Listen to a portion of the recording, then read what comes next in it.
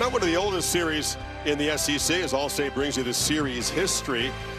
And Tennessee had the all-time lead until this streak of 8 consecutive Georgia wins. The time they met as ranked teams. Holly Rowe with the Dogs, Kirby Smart on the field. Holly? Well, Coach, it is deafening and loud down here. How do you expect your quarterback, Gunner Stockton, his best operating practices? Well, the best thing is we practiced against it as much as we can simulate it. It's hard to simulate this noise, so the players around him have got to help him. There's a lot of unknowns about their quarterback, Joey Aguilar. How will you adapt on the fly against him? Well, we'll see what they're trying to do. They're really talented outside. They got a great running game as well. It's going to be fun. Hey, Coach. He tried to simulate it by putting the speakers at practice to 12. Nobody plays it louder than Kirby, but it's still not quite the same as this. And take this in. How good is it? Kirby wants his defense on the field first, won and deferred. So you're going to see Josh Turbeville, the the Dogs kickoff man. Will boot it away. Peyton Woodring handles the place kicking and the kickoffs, and Peyton Lewis back deep for Tennessee. About to see Joey Aguilar walk into all this. Good thing they're on his side.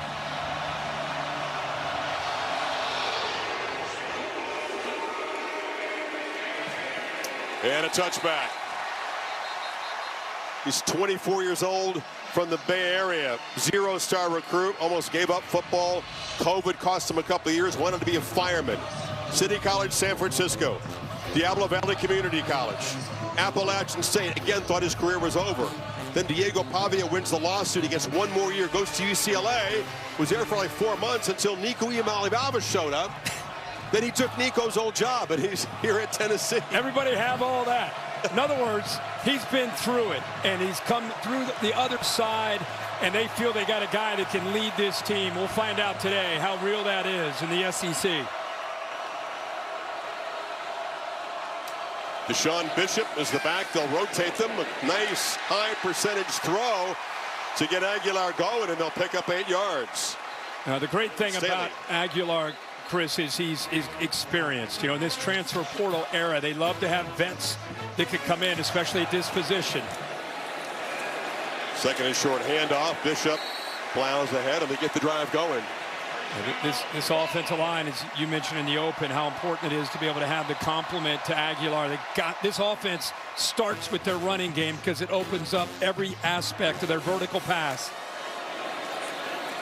Play fake, zipped across the middle, caught by Kitzelman, and the tight end into Georgia territory. 2 accurate throws so far for Aguilar. Important to know that Georgia, you just heard Kirby tell Holly about how they try to simulate the crowd noise, also try to simulate the tempo, but they didn't face this Tuesday, Wednesday, and Thursday in practice. On the move, check down, and it's Brazel who's tackled quickly. It's a reshuffled offensive line again. David Sanders, all-world recruit at right tackle, still not quite ready for Tennessee. Yeah, 4 new starters up front. Couple through the portal with Moy and Pendleton. Deep drop. Fires downfield. Accurate throw. Caught by Brazel again. What a start for Aguilar and the Vols offense. 17 more. Yeah, they're in great rhythm right now. Nice job of mixing in the run with the pass, varying the formations as well, along with the tempo. Georgia right now on their heels as a young defense trying to get on the same page.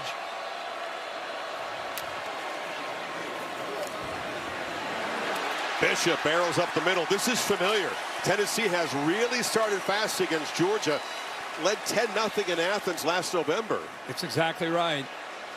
They know when they get into the red zone, like any team, but especially today against Georgia, they can't settle for field goals. They need touchdowns. Crossing route. Catch made. Staley out of his slot. Hard to guard. It's 1st and goal. Yeah, right now, Georgia trying to mix up zone and man coverage. When they're in man, right now, the underneath coverage is lost. Miscommunication, some busts. And every single time they have, Aguilar has found the open man. 5 for 5. This time it's a keeper. Touchdown, Tennessee. Welcome to Rocky Top, Joey Aguilar. Can't be better than that at the start.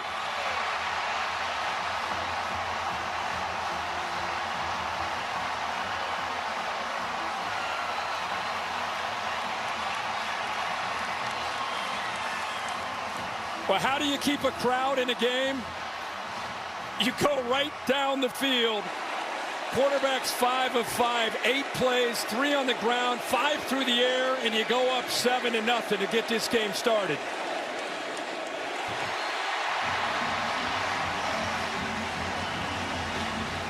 $75 yards and 8 plays and 2.5. And the big thing is they mixed up the looks, and then you get the quarterback run game. Good job of getting behind the big offensive line. The back there, Scar Thomas leads the way. And that offense could not have looked any better on this opening drive here in Knoxville at Neyland Stadium to get this Vols offense going. His mom Lydia says, well, we're in Tennessee, right? This is fun right now. 7-zip Vols. Done it again. Josh Heupel and Tennessee has scored in their first possession 5 straight years against Kirby Smart. He showed his team a tape. Here's what happened early. Remember what happened at the end. We won all those games, so he was prepared for this. 2 years ago, 75-yard touchdown run on the first play by Jalen Wright for Tennessee. That's right. Georgia worked their way back, and so here comes Gunnar Stockton. Running is a big part of it. Can they create explosive plays on the ground, but more importantly, can they loosen up the defense, Kirk, today by pressing the ball downfield? Shots have been a struggle through the first 2 games. Some of that's been the coverage that they had faced. A lot of screens, a lot of quick game. Gunnar only averaging 5.3 air yards per target. It's 130th in the country after the first couple of weeks. So you're right. Tennessee wants to challenge him. Make him play quarterback from the pocket. Don't let him get out and create. Rocking already. Look at it. Press the ball in the very first play. Nice ball downfield. And the catch is made by Colby Young. Dogs fans have been waiting for that. Well, he got a blitz late. He recognizes a one-on-one opportunity. The blitz comes here. His eyes are up off that play action. He knows he's got his guy. Downfield, puts it out in front, and that's exactly what they want today from Colby Young. Great way to start for the Dogs. He was 1 of 7 on deep shots before that completion. Stockton kind of stumbles as he runs for a few yards. Take a look at the impact players in a second here, but another look at the like I said, Young. Yeah, Chris, the blitz, a little stutter and go. There's the separation. That's a true freshman because their starting 2 corners are out. You got a true freshman who's talented, but first time he's seen SEC football in the very first play. Hey, attack him. Mike Bobo goes right at him against that blitz. Young was a big play guy at Miami. Quiet year for Georgia last year, but very effective weapon. Stockton pulls it and then zips a slant to Zach Branch, one of the new arrivals from USC, and he is a very dangerous guy out of the slot. Got 10 yards there. Impact player is built by the Home Depot, and Georgia's got the ball. Yeah, we just talked about Colby Young, Frazier to run the football, Tillander and Redmond on the other side. And there goes Frazier. Plows forward down inside the 15. Tielander's the leader. We met with him yesterday. Just a guy that walks into a room. You can see why he's a middle linebacker, why he's a captain of a defense, why he's the leader, 22. He's got to get them right with the different looks they'll get from Georgia. And then I just talked about Ty Redmond. He's one of our impact players because you knew he'd be tested as a freshman, and Georgia goes after him on the very first play to Colby Young. 2 elite corners out of the lineup for the Volunteers. Serious concern. Stockton looking to run. Has blockers off the right side and will muscle for a first down before Jalen McMurray, the star player, got him down. Yeah, sometimes you get zone read. Other times you just get quarterback power. Give them the +1 for this defense to have to account. And when you start to worry about 14 running the ball, then you're going to create some one-on-one opportunities with a very talented group of wide receivers. It's not just 1 or 2 guys. They've got 5 or 6 that they feel can make a difference today in this game. 225-pounder Chauncey Bowens to the right of Stockton now. Stockton keeps it, eludes a man, and scores standing up. Georgia answers immediately. And each quarterback has a touchdown run.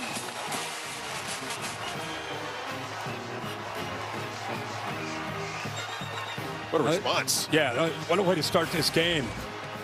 The AT&T connected clicker here. Watch him just kind of follow his tight ends, 4 and 7 around the end. Good job of reading this. See him collapse down. Missed tackle there on the edge, and he's able to get back, show you that natural ball carrier instincts that he has. That's how you answer in front of this kind of crowd after you give up 7 points. You come right back down in 6 plays of your own, and the Dogs show them just like they have the last 4 years. It's a long game. Pretty good first 5 minutes, though. 2 75-yard touchdown drives. 7 apiece on Rocky Top. Buckle up.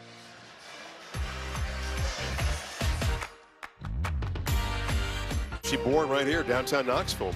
Bonus points for you hardcore fans. You can name the 3 charter schools no longer in the conference. You can DM Kirk with your answers there. He's eager to get that. Well, Stockton, instant response, the 45-yard strike to Colby Young. And then they muscle it in from the ground, and Joey Aguilar goes back out there after an incredible opening drive for him. 5 for 5 and a touchdown run. What a response, like we said, and it shows you the confidence that they have in Gunnar Stockton. Down 7, crowd going crazy, as loud as it can be. First play, after all the talk about not getting the ball downfield, they give him that chance to take that shot. And let's go back to that Tennessee opening drive, because it happened very, very fast. It was a mix of RPO, where the linebackers are coming up against the run game. At times, when they would blitz, good separation there from Brazil against the young corner. And then this time, you know, the linebackers underneath coverage just kind of getting lost there. And then the QB run game, they did not face one single third down. And that opening drive, they were in attack mode. See what they follow that drive up with.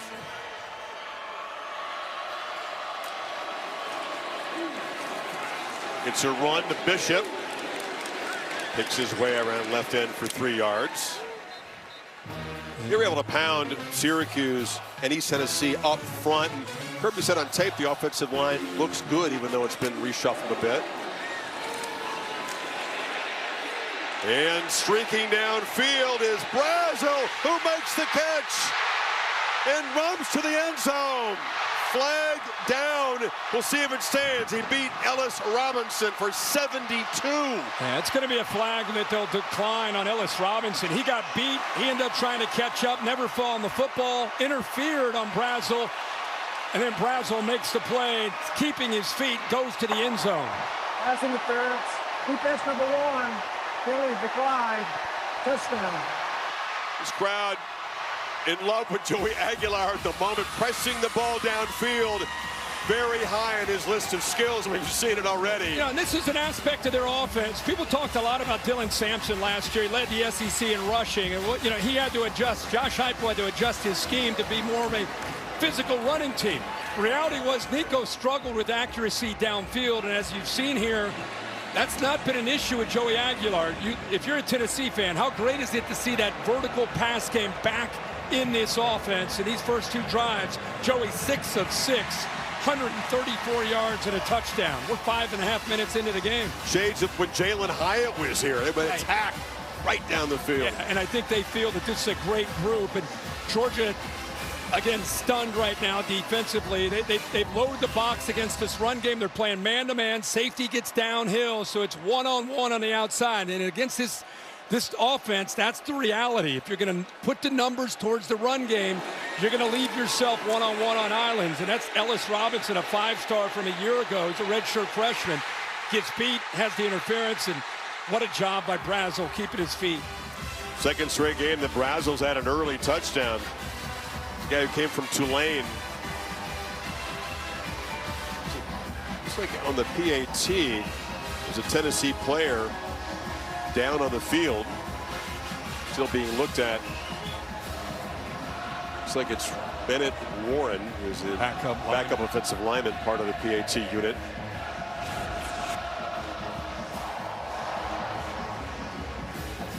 Man's going to get a workout today. Yes. I mean, they play Rocky Top like 10 times before the kickoff, and it's been blaring since this game got underway a few minutes ago. If you're Kirby Smart, I mean, okay, the first drive was one thing, but to get beat like that. Again, typically what they like to do with Georgia is not have to commit numbers, meaning the safeties down, and then leave their corners one-on-one. They usually are good enough at the defensive line where they can beat up this Tennessee offensive line without having to commit. And what that allows you to do is keep 2 safeties back to prevent those deep shots. Good to see he's up walking it off Bennett Warren. But there they got caught cheating a safety down. They left them one-on-one, and they made them pay for it. Say it's a long game. 85 degrees is the temp. The real feel with the humidity is 90 degrees. Kirby Smart, very mindful of that.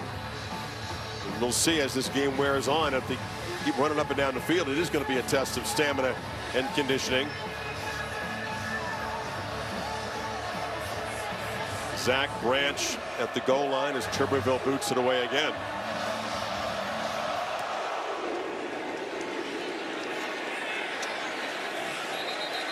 Well, Georgia responded beautifully a few minutes ago. Got to try to do it again. They have to respect the shots, though. I mean, Mike Bobo, I like that right away, calling that in the very first play. Well, and I think it's, especially like I said, all the noise on the outside about not getting it downfield in this stadium, down 7 in the blink of an eye, and they said, no problem. Let's give our guy the ball and let's show him we believe in him. And what a drive they put it together. Now, another answer needed by Gunnar Stockton and the Dogs offense. Last drive, it took them 6 plays to go 75 yards.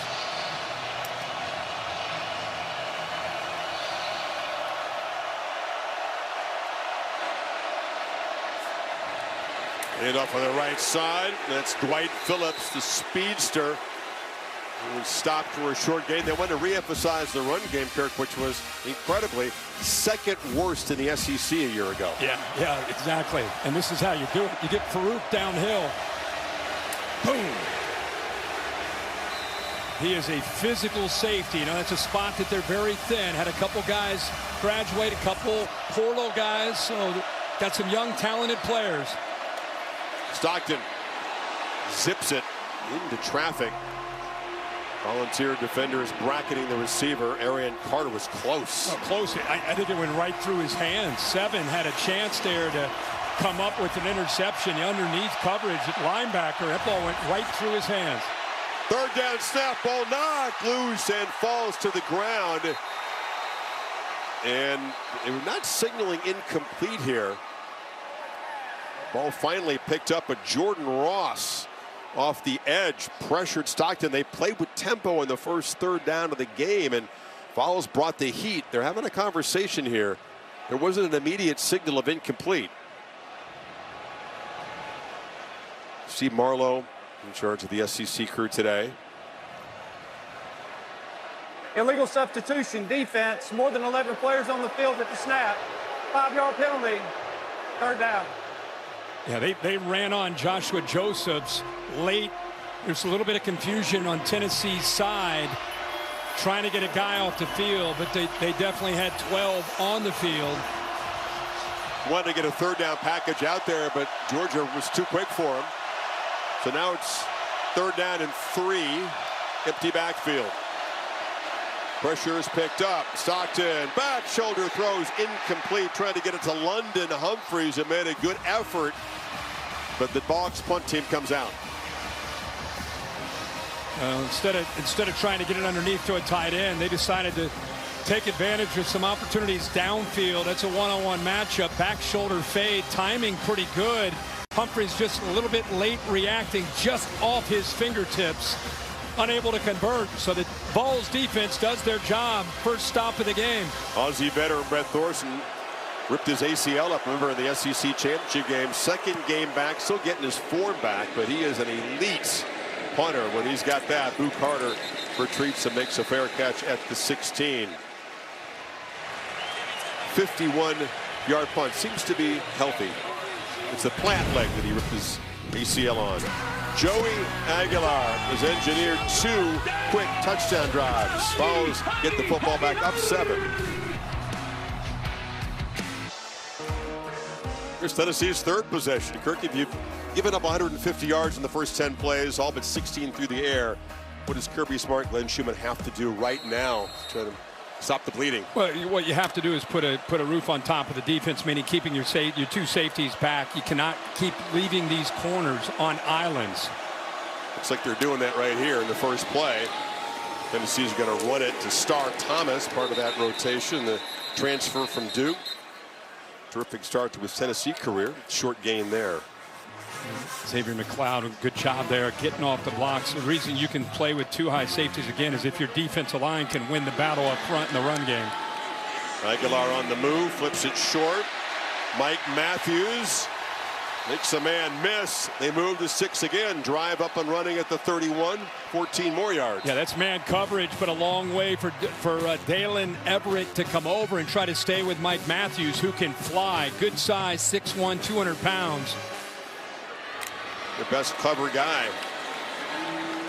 First down pass again, bobbled and caught. Just collecting the ball with Staley before the Dogs defense arrives. The gain is 3. It's a new wave of wide receivers we're seeing here in Knoxville. Mike Matthews, Braylon Staley, the 2 front runners, along with Brazel, who's back from a year ago. For the first time, Aguilar is pressure, but he just sidesteps the pressure and he finds Matthews. Xavier McLeod couldn't grab him. Well, again, because of the athletic ability from Aguilar, what I love is he doesn't panic. It's, again, a guy that had a lot of starts at Appalachian State, able to get away from that potential pressure, got outside, and then didn't look to just take off and run. Kept his eyes downfield and found Mike Matthews, who did a good job of working back to him for that first down. He got out of bounds, so it gave Georgia a chance to catch their breath and bring on fresh troops up front for this first down play. There's a slant, complete again. Matthews collects it. Holly? Well, Joey Aguilar had to finish some classwork, so he didn't get to Knoxville until May, so he had to learn the offense over Zoom. When he did get here, 14 hours a day, 6 days a week, trying to work with the coaches in the building. Fast track preparation for sure. Did a great job.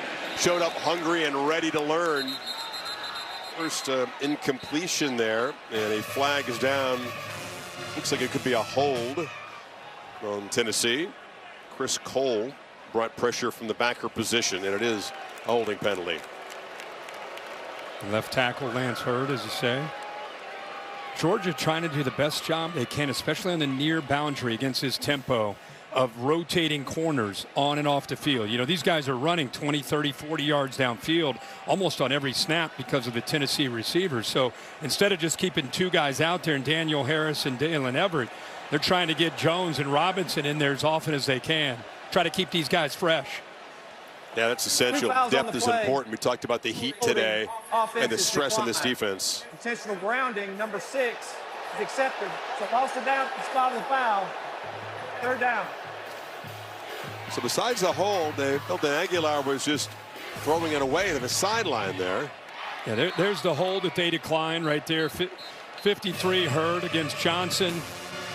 He kind of threw that football away. He's inside the pocket, and there's not a receiver. That's a good job. But, well, you can see a receiver kind of working towards the sideline. Bill, did you think that receiver was in play there, or was that the right call?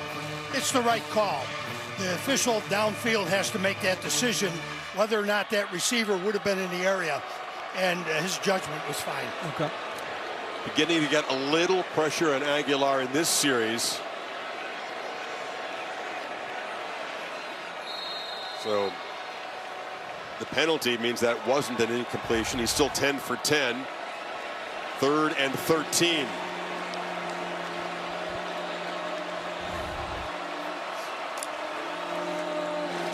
Dogs drop and play coverage, and incomplete on the far sideline, and Tennessee wants and gets a flag. That's Robinson. Tough start for him guarding Matthews. Yeah, Matthews just got to the top of his route, wanted to try to work back, but there was a hold there by Robinson, and like you said, second time he's been called for interference. First one was declined. This one they'll take.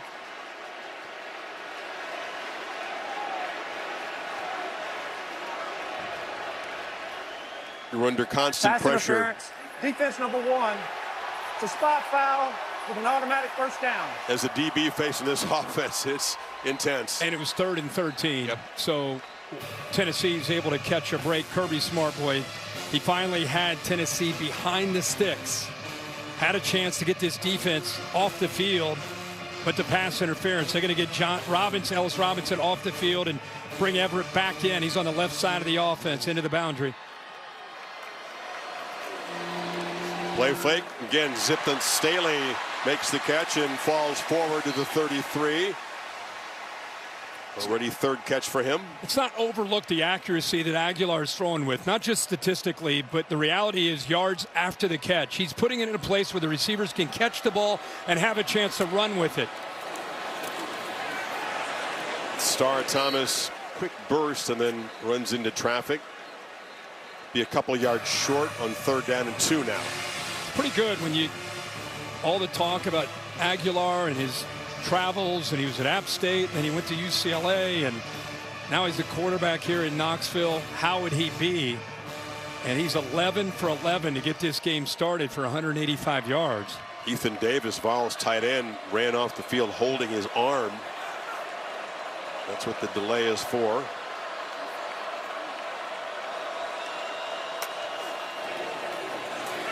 Thomas falls forward. Another first down inside the Georgia 30. Good tough running that time by Thomas.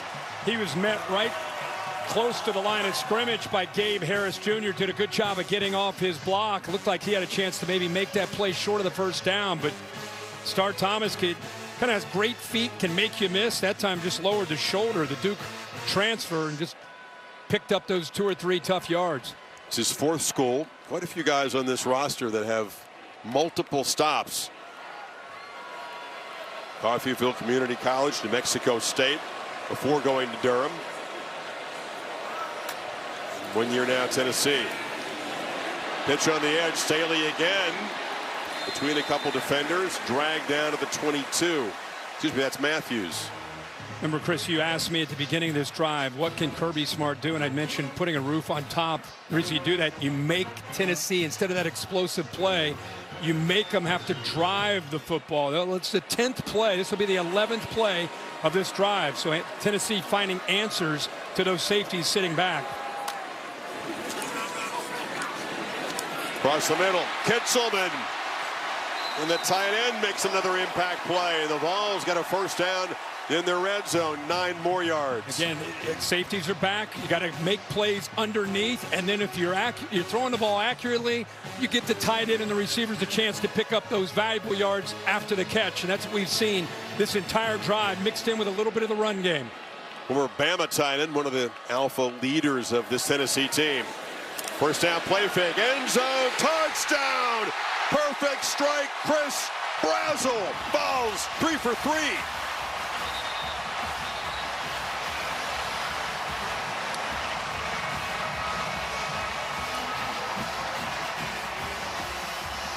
I mean, this isn't tricking them with tempo and, you know, in different formations. This is just flat out great execution by Joey Aguilar and Josh Heupel in this offense.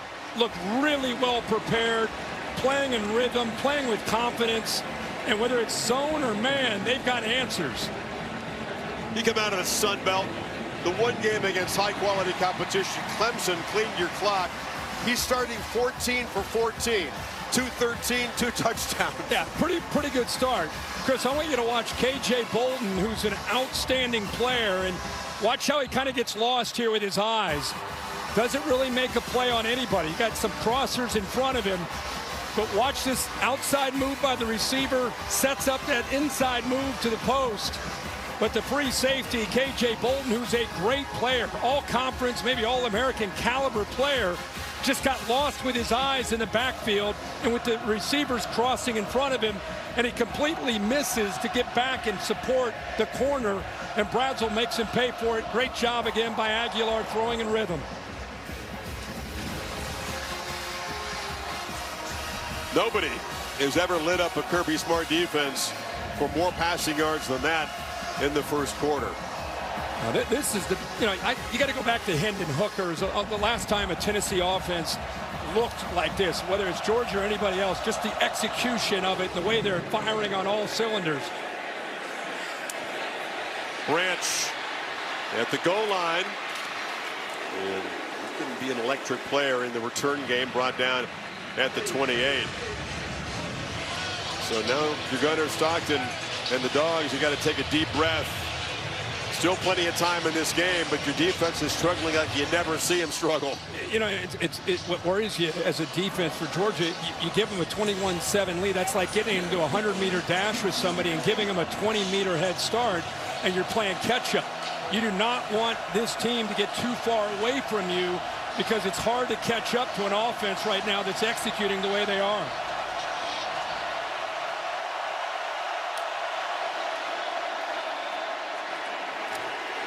Josh McCray, part of a 5-man tailback rotation. He gets a few carries per game, gets a few yards there. Tennessee mixing in some of their own depth. Edwin Spillman in right now. They're very high on him. Middle linebacker in for Thielander.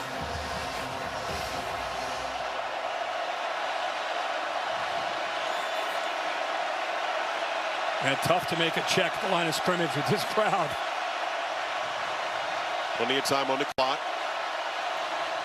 Cray again makes a cut and spins forward out across the 35. It'll set up 3rd and 2 now.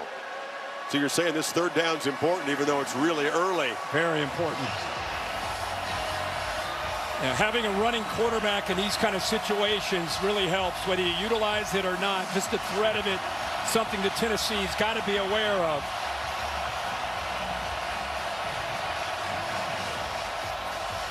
I'm going to put him under center.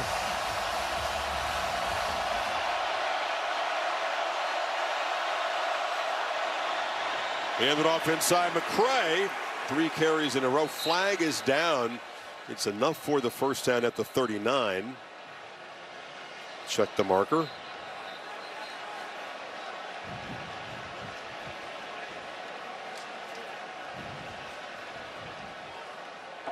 Offside.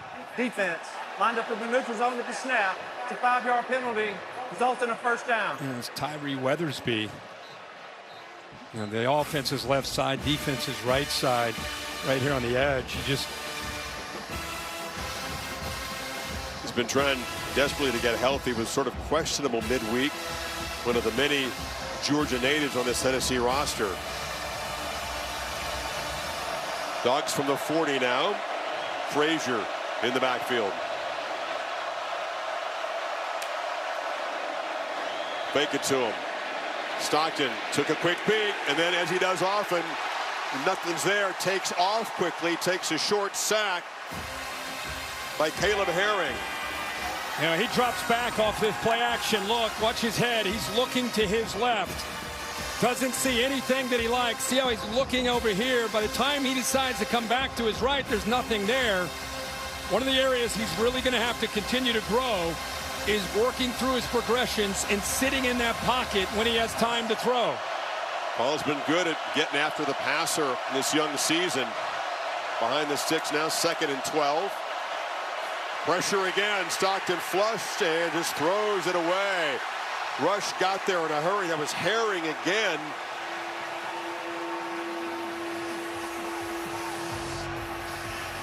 Tyree West in hot pursuit as well.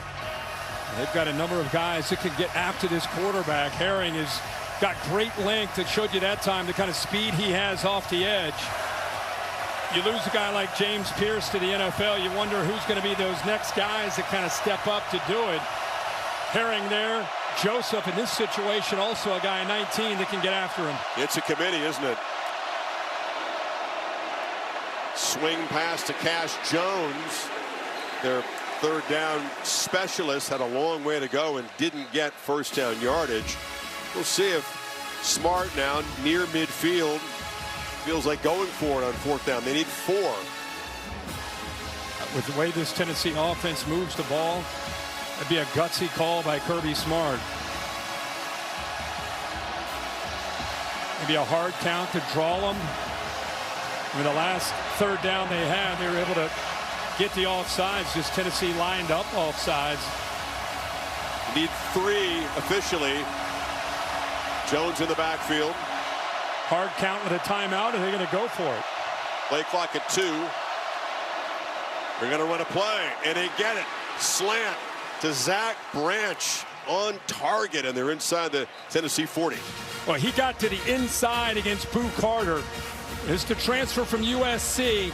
to the left side of the offense. The inside slot receiver does a good job at the release. He won that at the release. Good isolation there up at the top, and with that kind of speed, once he won at the line of scrimmage, he's just able to pull away from Boo Carter. Gutsy call by Kirby, and it pays off. Branch has already become a trusted target for Stockton. Another first down throw zipped over the head.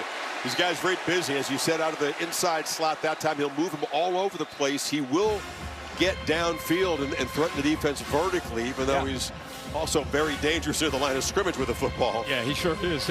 Like you said, he's kind of a joker. They will move him around. But you look at he and Colby Young, Noah Thomas, who came over from A&M, London Humphreys, the two tight ends, Delphin Lucky, Dylan Bell, and then the freshman.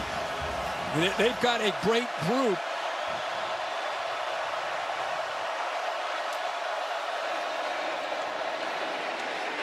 And running around the right side, Frazier for a short gain. What a first quarter on Rocky Top. 3 touchdown drives for the Volunteers. Georgia trying to stay close here. 21-7 after 15 in Knoxville. Back after this message and a word from your local ABC station.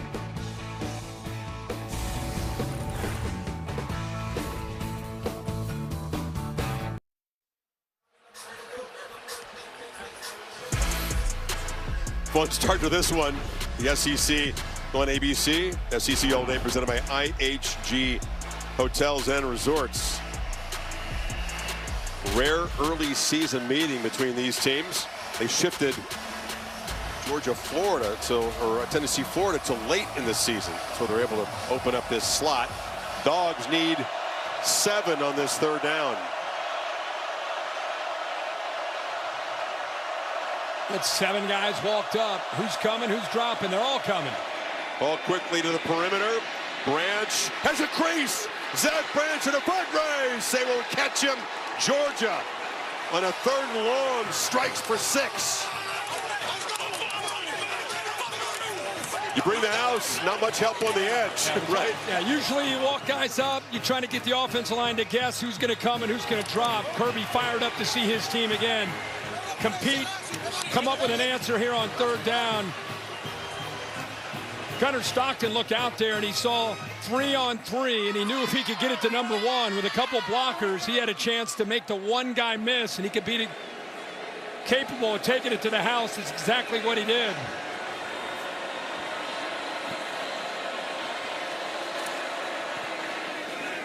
So Branch, a big part of that drive, and Georgia back within 7. You got 3-on-3 out here to the outside, and Gunnar Stockton knows, even though he has some distance to pick up on this 3rd down, he knows that if he can find this man right here, he's got a chance to potentially make a difference. There's the blitz Chris talked about. They're bringing one more than you can handle. Paul's got to get out in a hurry. Now, make a guy miss. Really tough angle there by the defender Turline, and allowed him to really turn on the gas. We've known his ability as a returner. Here he shows you what he can do with his ball in his hands as a receiver. What a great job by Georgia responding there. Yeah, you're right, Kirk. 2 good blocks, and then Turnside takes 1 bad angle, and Branch too fast to recover. Yeah. Turntine's the leader in that back end, but just doesn't have the speed, the gears to be able to stay with Branch. Not many do. What a test here for Georgia. Number 16, they knew coming in how tough this could be, but I don't know if they thought they'd be giving up 21 points in the first quarter like this. But Stockton and this offense giving the Dogs a chance to stay in it and compete. Well, the names change, but Georgia's DNA, there's a reason why they've been on or near the mountaintop in college football for years. Resilience. Yep. They don't panic. If you don't put them away, they're just hanging around. Give up 21 to Alabama. Remember on the road last year, defensive nightmare for Kirby Smart. Eventually came and took the lead. That's right. You know, Ryan Williams had the last word, but they fought back in that game and fighting back here. Yeah, and we talked in the open last 4 outings. This is what Tennessee's done against Kirby. 210 passing yards. Look at this first quarter, 213, and already 21 points. They've averaged 14 for the whole game in those 4 games, and they got 21 in the first quarter.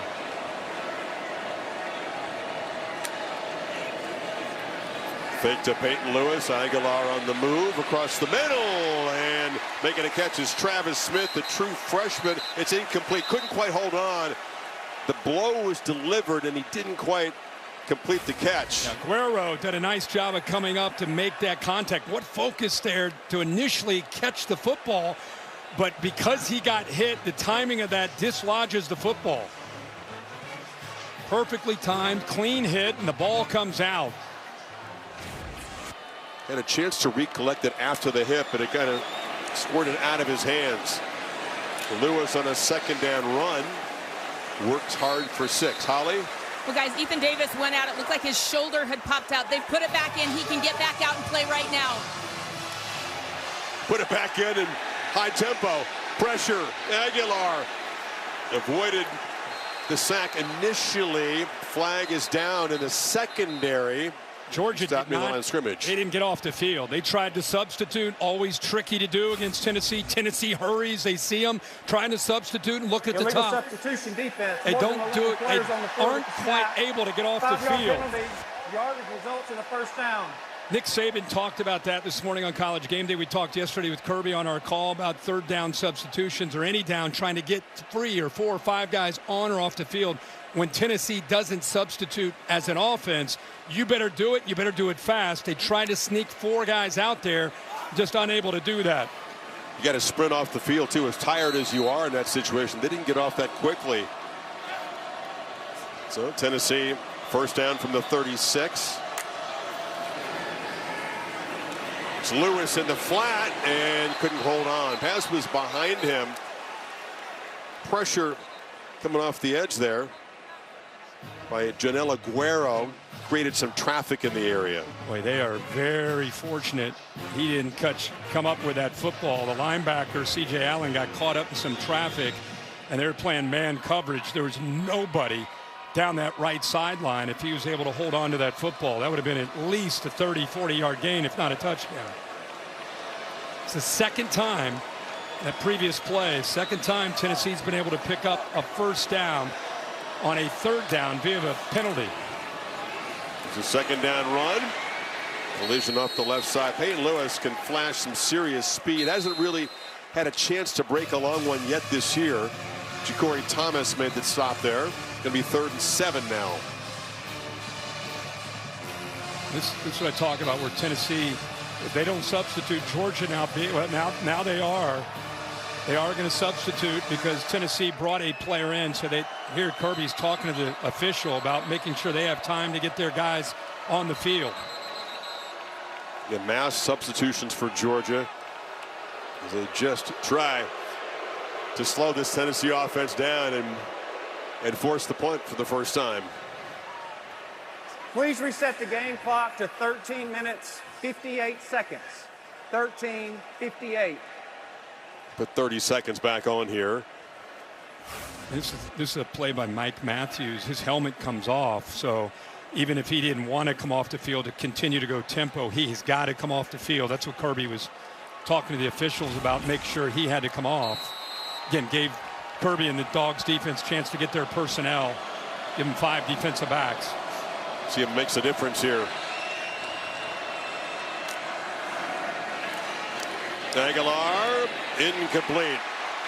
Cooling off a bit after that torrid start. That pass was just behind Staley, and here comes the punt team for the first time. He actually has watched both of his receivers, the tight end to the inside. Kitzelman's open. He elects to go to the outside. Good route, just a ball, one of his few passes that has not been perfectly on target, a little bit behind his receiver there, Staley. So it's an incompletion, and first time we've seen the punter come out. Jackson Ross, ladies and gentlemen.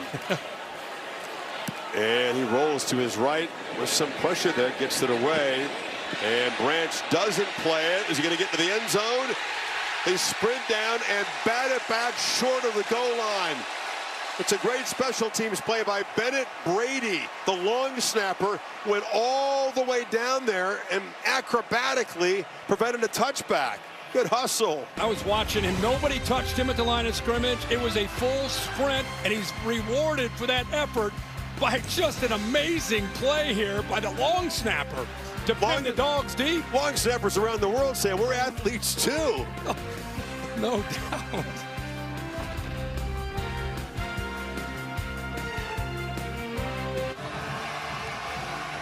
who's going to be in the Taco Bell Live Más Student Section of the Year. Only one can claim it.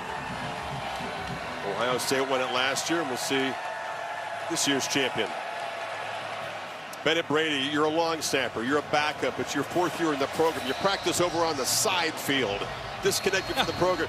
110,000. You get to run down the field, dive, and keep a ball in play, and pin your arch rival at the 3-yard line. Good for him. Yeah, just being an athlete, right? What a play.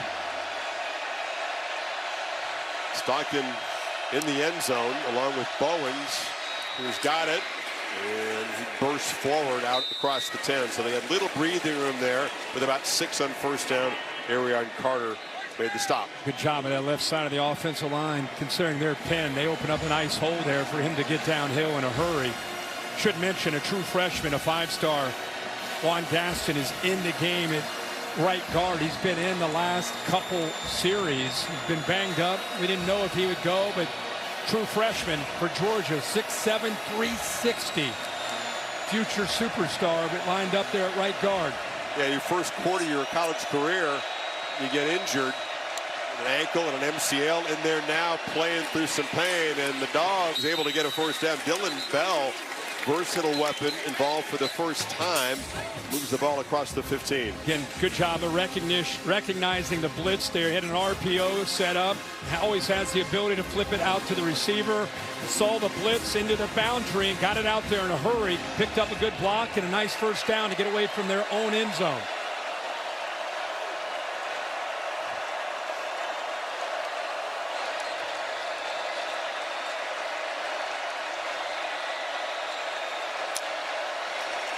Branch in motion and has some space after he makes the catch.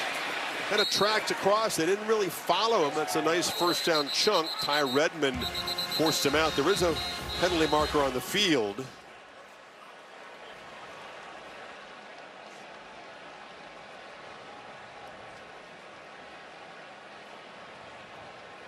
Kirby Smart, a long way away from this conference, would like to weigh in. After the play, personal foul, unnecessary roughness, number 8, offense. At the distance to the goal, second. Colby Young spotted with the foul, so that will back him up 15 just when they had some momentum in this drive. Yeah, he's trying to make an effort play, he's downfield right there in front, picking up a block, trying to help. The only thing is he just kept working 5 yards out of bounds. That last shove, huh? Yeah, the last shove when the penalty came out. Kirby said, went into his temple, the universal symbol, we got to be smart. Something else for Georgia to recover from. 2nd and 15. Bubble screen. Young trying to make up for it. Gets back 13 yards. Sets up a 3rd and 2. You know, all these quick throws we've seen really in the first 2 weeks for Georgia. It's you know, there's screens, but it's an extension of their run game. With Tennessee pressuring and linebackers getting downhill, a great answer to that is just flip it to the outside and ask your receivers to win one-on-one, whether it's running a route or trying to make a play after you catch the football.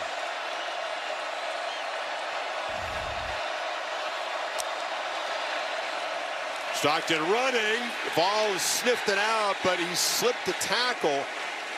Tyree West got in there. Still going to be spotted short of the first down. What a play, by the way, by Tyree West. Georgia moved Ernest Green, their right tackle. They end up moving him right here. And watch the move across from him by 42 in orange. Just getting off, just playing with violence there, getting off blocks and making that play. They do have plenty of depth at that defensive end position. Pierce is with the Falcons' #1 pick, but depth there in his absence. Thorson delivered a strong punt his first time. This one's also pretty good. And it's muffed at the other end. Scramble for the football. Boo Carter took a chance there. Does recover the fumble, avoid the turnover. That was dangerous. 52-yard punt from Thorson. Continues to be a weapon now that he's back healthy.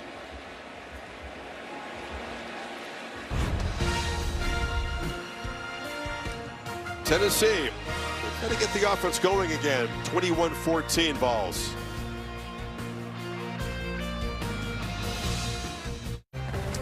Warmer salute just now for this man. Galen Wilson, World War II Navy veteran. Got out of the Navy, then played here for General Nealon in 46 and 47. Johnny Majors was his roommate, just turned 100 years old. Oh, that's amazing. See his family there with him. That's great. Awesome. He tries to get the drive going, and this is Bishop off the right side.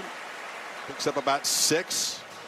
They're going to get back to that tempo. He just joined his first 3 drives for the Vols, resulted in touchdowns.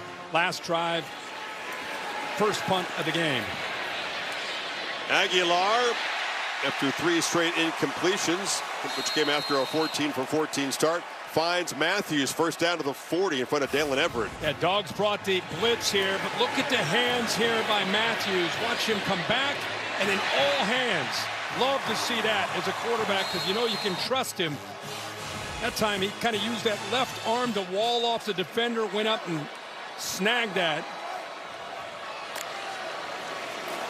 Aguilar took his eye off the football, fumbled the snap. Matthews was a 5-star recruit. Nagging injuries, never got his freshman season going, but you can see he's part of a really talented and varied receiving corps for Aguilar to work with this year. Yeah, I agree with you. You know, he's got good size. 6'1", 200. In high school, he played defensive back and receiver.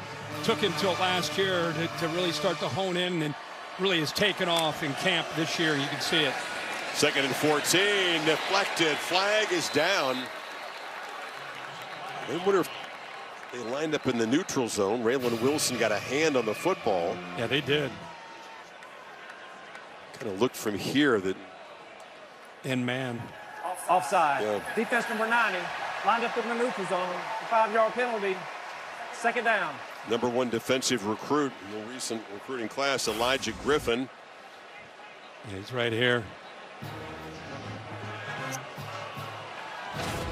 Had both hands in the dirt, didn't have his head swiveled to the left. Things like that matter against this offense. They had lost 5 in the first play. Give them 5 back. Yeah.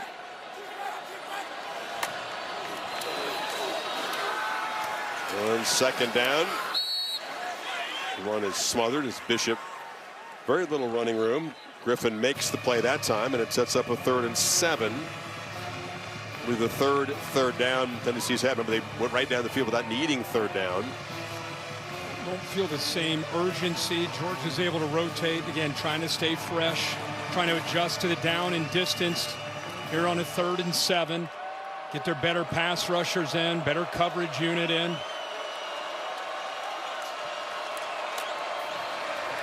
Pressure comes, picked up, complete across the middle, hammered short of the 1st down as Rodarius Jackson, as Jonel Aguero knocked him down on the Tennessee side of the 50. 4th down and 2. Volunteers offense out there showing tempo here. And Kirby's going to get a timeout. It's a big enough play. He wants to let everybody catch their breath here and get the right call with 8 minutes to go here, 8:05 to go here in the 2nd quarter. Yeah, smart use of a timeout, no pun intended. So we'll take a pause here. Volunteers near midfield trying to add to a 7-point lead.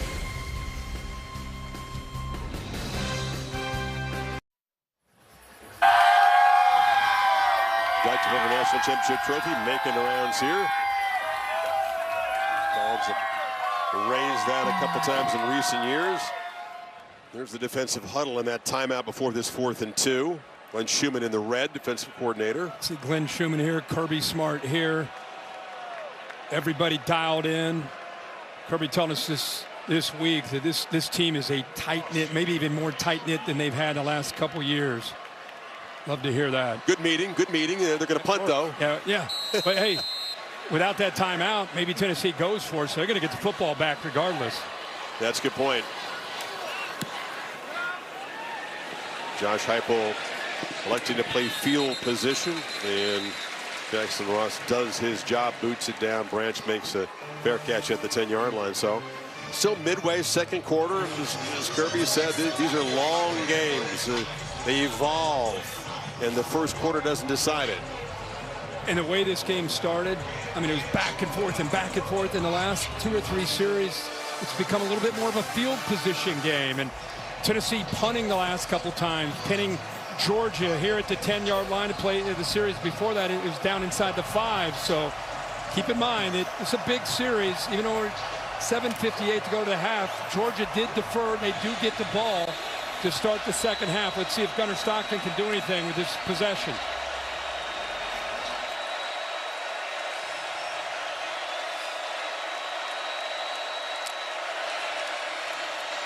Chauncey Bowens runs into an orange wall. Jeremiah Thielander made the stop.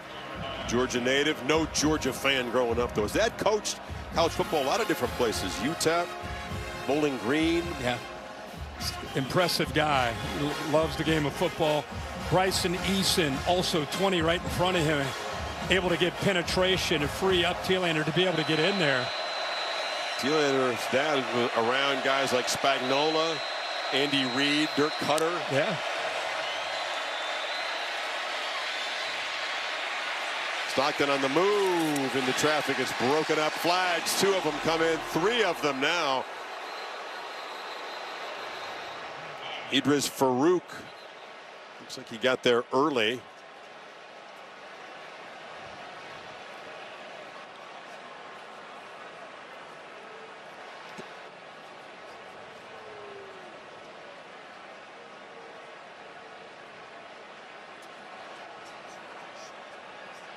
Farouk, one of the first-year starters on this defense, a special teams guy. Pressed into duty this year. Teammates certainly believe in this guy. Tried to time it up, Kirk. Looks like he may have mistimed it. Yeah. Holding, defense is declined. Pass interference, defense is accepted. It's a spot foul, automatic first down. Well, yeah, Georgia's able to get the interference, but watch Gunnar Stockton. Again, this is an area as an athletic guy, he's got to change. 3-man rush, there's no pressure. You know, he's got to trust the protection and trust his ability to work through the progressions. You know, if he would have looked and surveyed the field, Cash Jones was going down the right sideline all by himself, had a chance to make a big play, but he gives it about a beat or 2, and then he doesn't feel comfortable, and he gets out there prematurely at times when he has protection. Branch reverses back, knocked down. So if his feet are moving, the eyes are just sort of less likely to be in the right spot. Well, I think, you know, I didn't study his high school film, but I guarantee in high school he was able to throw it and also run it. And when you have a guy who's a dual guy, who they're trying to get comfortable in sitting in the pocket, often guys like that, they give it about 2.5, 3 seconds. They look at their primary. If it's not there, a lot of times they want to get out because they know they can make a play with their legs. He'll develop and get more comfortable in the pocket, but he's just not there at this point. Consistently, anyway. Handoff. Smashing into the line is Phillips. One thing that's interesting, you know, Mike Bobo loves his tight ends. They had one of the best to ever play the position, Bowers, but they've also got Delp and Lucky. Quality, haven't targeted a tight end so far today. Not at all. It'd be a good time right here for it. Need 5 on 3rd. Plenty of time. See if they can find Delp. He's right there.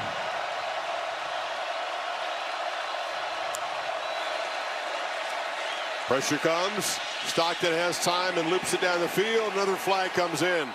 That's the freshman again, Ty Redmond. They've been targeting him this entire first half for some big plays. Get an interference this time on him on a big 3rd down play. Yeah, to cover Noah Thomas, the big 6'5" receiver. 15-yard penalty, automatic first down. Brought him in from Texas A&M.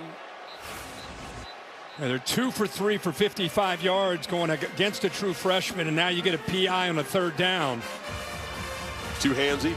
Oh yeah, grabbed a hold of the jersey. Gunnar wanted it right away and got it. Like I said, it's a big drive for Georgia. Started at their own 10-yard line, caught a few breaks with some penalties.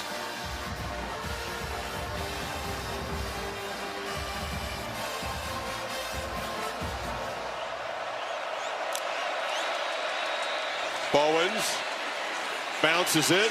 Chauncey Bowens gets to the edge and rumbles for close to 10 before Joshua Joseph's got him down. Actually, they'll spot it right at midfield, so it's an 8-yard gain. Watch this job here by the Tennessee interior. It looks like they take it away, but Bowens does not give up on him. Then look at 14 out in front, the quarterback trying to make a block, trying to help his running back out.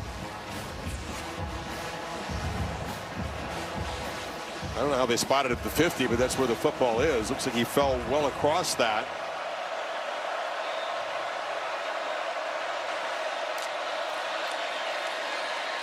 Got it again.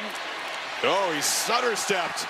Did not get his nose right to that first down marker. Took a sideways step and was stopped by Arian Carter and Redmond in run support there. Yeah, a little jump cut there. I'm with you. Typically, you see a Bulldog running back right there. He just lowers his shoulders and gets upfield. Instead, he bounced it, came up short. 225-pounder keeps it again, and this time will move the sticks for the Tennessee 47. But it is a battle between the tackles with this Georgia offensive line trying to make a push against the Vols. Not a whole lot of running room. Mike Bobo, though, being stubborn, which you love to see with that run game, mixing in play action and taking some shots, some quick throws. It's been a nice plan so far here for Georgia, but tough sledding in that run game. Bobo's son Drew is the center, up to a solid start in his junior season. Dodging the rush, and finally finds the tight end. That is Lawson Lucky, who was working free. Joshua Joseph was in pursuit. They pick up 11.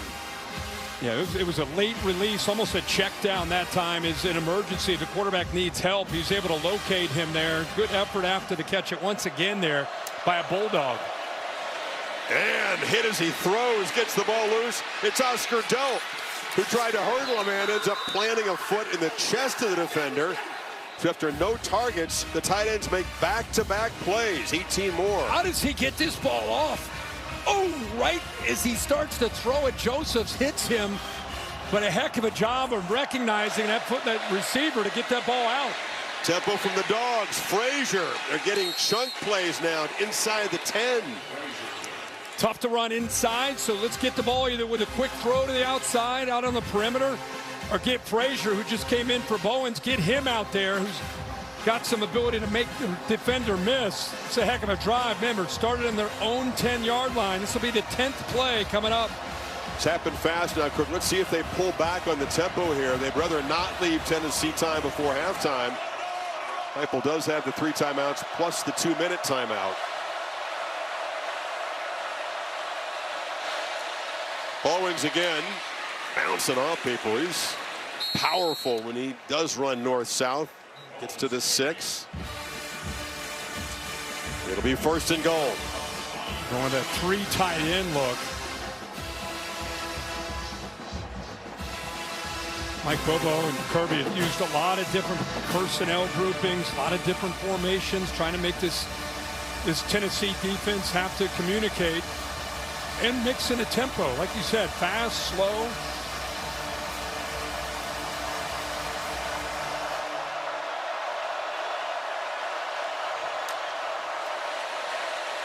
Frazier. Downhill for a few.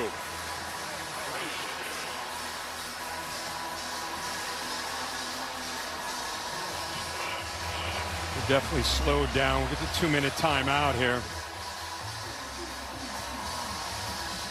Grinding drive, penalty aided in the early stages, and now 11 plays. Power football as the Dogs try to get even here before halftime.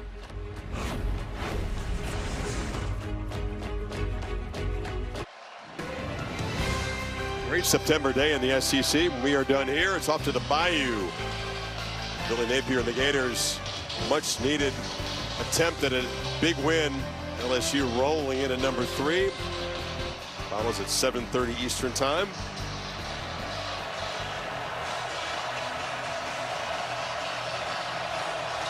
Second and goal. McCray is the back. They fake it to him, and Stockton is swarmed around the edge Caleb Herring, one of those Leo position guys. He's had a big afternoon. He sure is. He's to the outside right here, and what you love is his quickness and burst off the football. Right tackle that time does not do a good job of kicking out to be able to prevent that. Ernest Green lined up on the other side. That's Weenie in there at right tackle.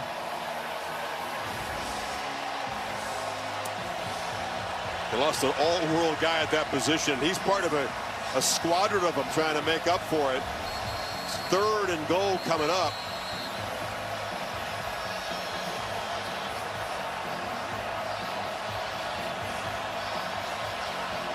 Clock was stopped after that play. Bill, why would the clock be stopped here? I'm going to check the board, but I think we had a team timeout. Okay. Tennessee may have used one. Sorry, didn't see it. 3rd down coming up. On the move, Stockton. Knocked down short of the goal line. Jalen McMurray was tracking him. It's 4th down. See what Smart does here. 2 yards short. Tennessee playing enough zone there underneath, and they got speed to be able to chase Gunnar Stockton down. Eyes on a quarterback, especially in this area, huge. Great play by McMurray. So Tennessee will take another timeout here before this 4th down play. For now, the offense in play for Smart. Can they get the football to begin the 3rd quarter? Still confused by the previous play. After that sack, the game clock. I think Tennessee had taken a timeout. I didn't see them signal that, but they've now got just one left. One left, okay. So trying to happen quick. Preserve some time. Whatever happens in this play or this series, they will have an opportunity to get the football and do something with it.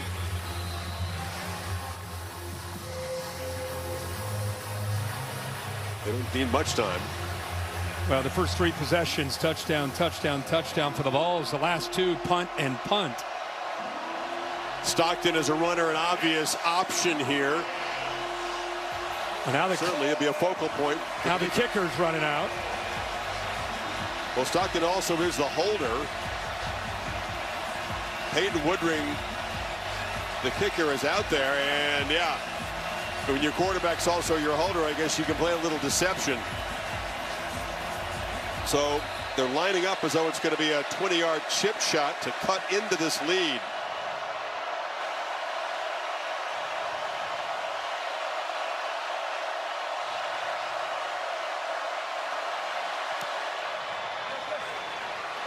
Ultra reliable Woodring does that.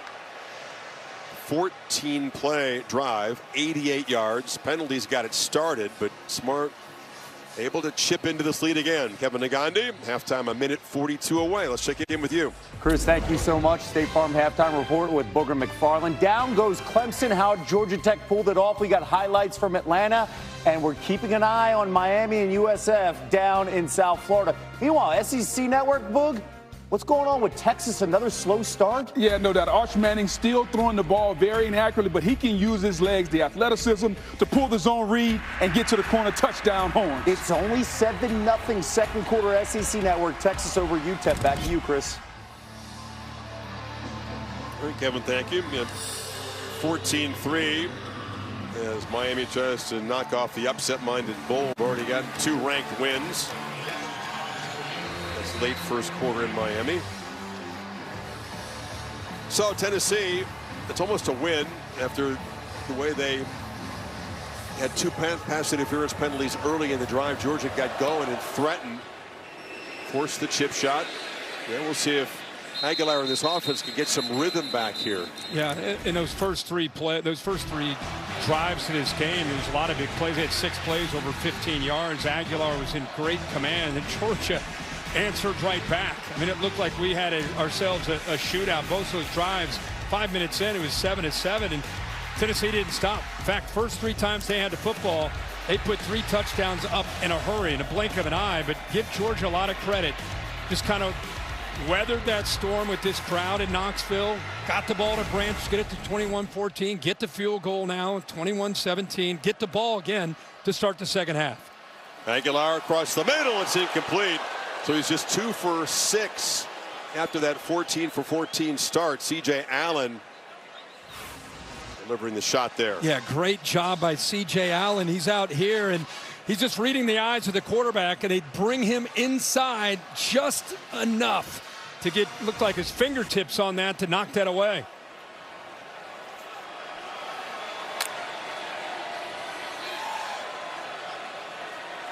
Again, not able to employ tempo with the incompletion to start. Much more methodical since that torrid first quarter. Star Thomas spins in the hole, falls across the 30. 3rd and 4 now. They have the 1 timeout, clock moving for the moment. But again, not the kind of tempo that was really troubling Georgia in the early stages. Yeah, and you won't see it unless they pick up this first down right here. I think Josh Heupel intentionally just kind of working a little clock. Now Kirby said he's working a little bit too much clock. They'll use one of their 2 timeouts remaining.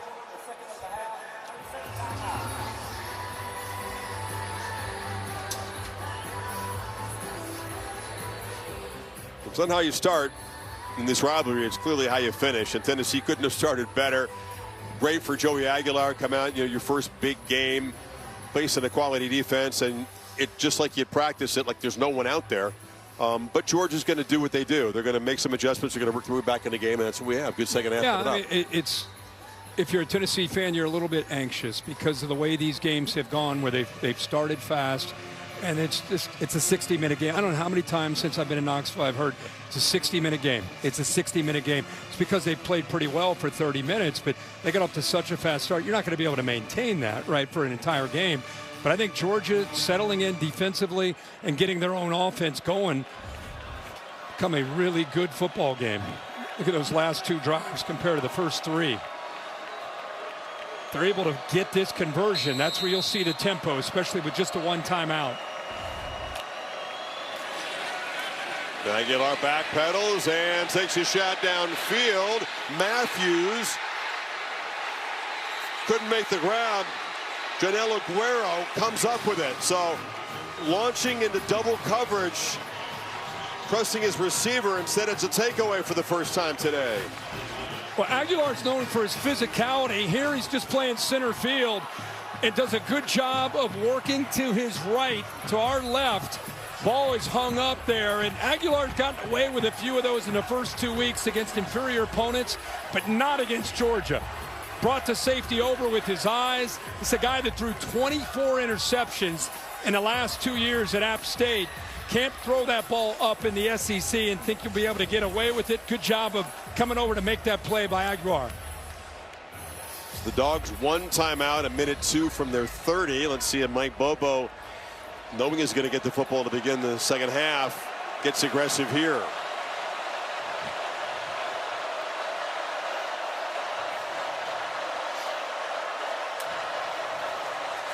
On the edge, Dylan Bell, there's a block, lunges forward to the 40. It's just short of the marker. Clock moving inside of a minute.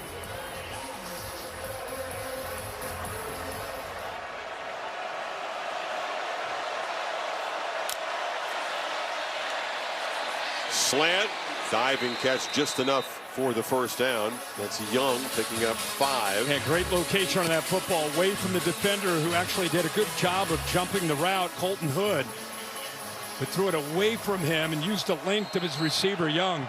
Sticks are ready, clock moving again. Here comes pressure. Stockton rolls to his right. Flag is out. He almost threw an interception. Ty Redmond, that freshman corner, has been a focal point. Came diving in and it bounced off of him. Offense number 71. Earned a screen, the right tackle there.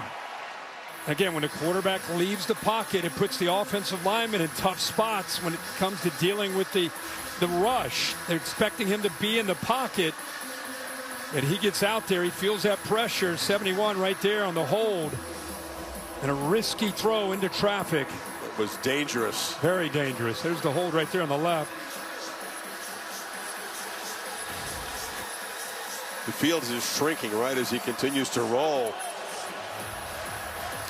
An opportunity for Redmond there. Instead, 1st and 20.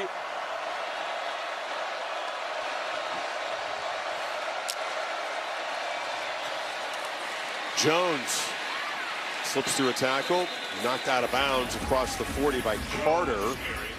21 seconds to go. Going to be 2nd down and 13. Good job of running that. Just try to catch Tennessee napping a little bit, playing with 2 high safety looks, try to get the ball there to a playmaker in Jones. Now you got to hit a big one downfield. Got the 1 timeout. Got about 25 yards to go to get within Peyton Woodring's comfortable field goal range. Clean pocket. Launches for the far sideline. Jump ball. And it's intercepted. There's a flag down. It's Colton Hood, the transfer from Colorado, making the pick. The flag is along the far sideline. Very physical. Hood was very physical with the receiver running that route. The entire route, he's pushing him. In fact, pushes him out of bounds. Holding. Defense number 8. It's a 10-yard penalty. Automatic 1st down. Yeah, it's one thing to jam him, but he continued to work and continued to push on the far right here. Pushes him, pulling on him. Yeah, it's an easy call there by the official. One thing, it was a long play, took a lot of time, so we're down to just 8 seconds in the half. Smart still with that timeout. Woodring's career long is from 55. Game clock will start on the snap. So again, they've got work to do. Got to move the ball. I mean, if you get at least 12, 15 yards. If you get inside the 40, at least he has a shot. Yep. Receivers bunch to the left. If you're Stockton, you do not want to get flushed out and take a lot of time before you get the ball out. Quick throw, incomplete, trying to find Lawson Lucky down to 4 seconds.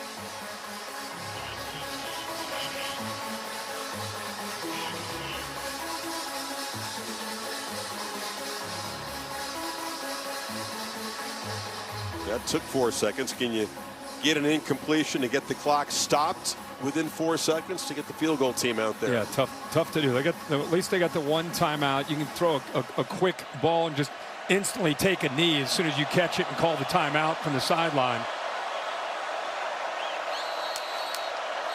Right. Looks like Tennessee's going to call a timeout. Use them if you got them. Just trying to get defense on the same page. Let me see. Your 2 options. IT has a quick pass. Yeah, your 2 options if you're Georgia. The ball's right at midfield. You're either going to throw that really, really quick pass, instantly go down, call the timeout. And even that, it's going to be tough to do that within 3 seconds. And the other option is you throw the Hail Mary at the end of the half. You got a couple receivers. Colby Young, 6'4", Noah Thomas, 6'5". Humphreys has got London Humphreys has good size, so you got some bigger receivers at the very least maybe could tip the ball up. Delp's a guy who could get down there. He's also at 6'5". Totally different mindset. You either drift back, take some time, get everybody downfield, or you get it out in a split second. Yeah, he's sitting. You see, he's got his hands on 12 there. The redshirt freshman Ryan Puglisi. I don't know if he's going to come out. Yeah, he is. Maybe he's got the big arm to be able to make that throw, that Hail Mary throw. But they bring the young redshirt freshman into the game. Yeah, he's from Massachusetts, went to Avon Old Farms, has the cannon of an arm. Very highly regarded guy. They like him in the future. Yeah, they're lining up 3 to the right here. So Ryan Puglisi comes in cold, tries to create some magic in the final play of this first half. Steps up, waits for his guys to get downfield, and slings it on the run down near the goal line, and it's going to be intercepted. Volunteers pick it off, and that is Ty Redmond. Final play of the first half. And they took a shot with the backup. And they'll get the football to begin the third quarter. He had to get flushed, threw that ball a little on a line. Love to see that Hail Mary up in the air to give your taller receivers a chance. Let's hear from Josh Heupel now with Holly. Well, Coach, 2 good defensive stops from your group right there before halftime. What stands out? Yeah, I got off the field there. We got to tighten some things up just in our coverage. A couple of penalties that hurt us on the defensive side of the football. Offensively, started fast. Second quarter here, just have hurt ourselves a little bit, and we got to stay on the field on third down. Joey got off to a good start, as you mentioned, with good rhythm, 14 of 14. How do you get his rhythm back right now? Yeah, just, his reads, fundamental position, settle in, and let's go play. We knew it was going to be a 60-minute game. Thanks, Coach. It always seems to be that on a hot day, conditioning, depth, all those things will come into play, as it usually does when the Dogs and the Volunteers collide. 21-17, home team at halftime. To the studio, Kevin Negandhi and Booker McFarland. Guys? Chris, thank you. State Farm halftime report in studio. Josh Heupel 0-4 against Georgia and Kirby Smart. Joey Aguilar threw his first interception. Yeah. Look, really, though, these are 2 storied defenses. How about the offenses? They opened up the playbook. No doubt. The story of the first half has been the big plays. We talked about Georgia airing it out, getting some big plays. They throw it 45 yards down the field to Kobe Young. Gunnar Stockton finally throwing the ball down the field. And then Tennessee. This is a big play offense. Joey Aguilar down the middle of the field, 75-yard touchdown.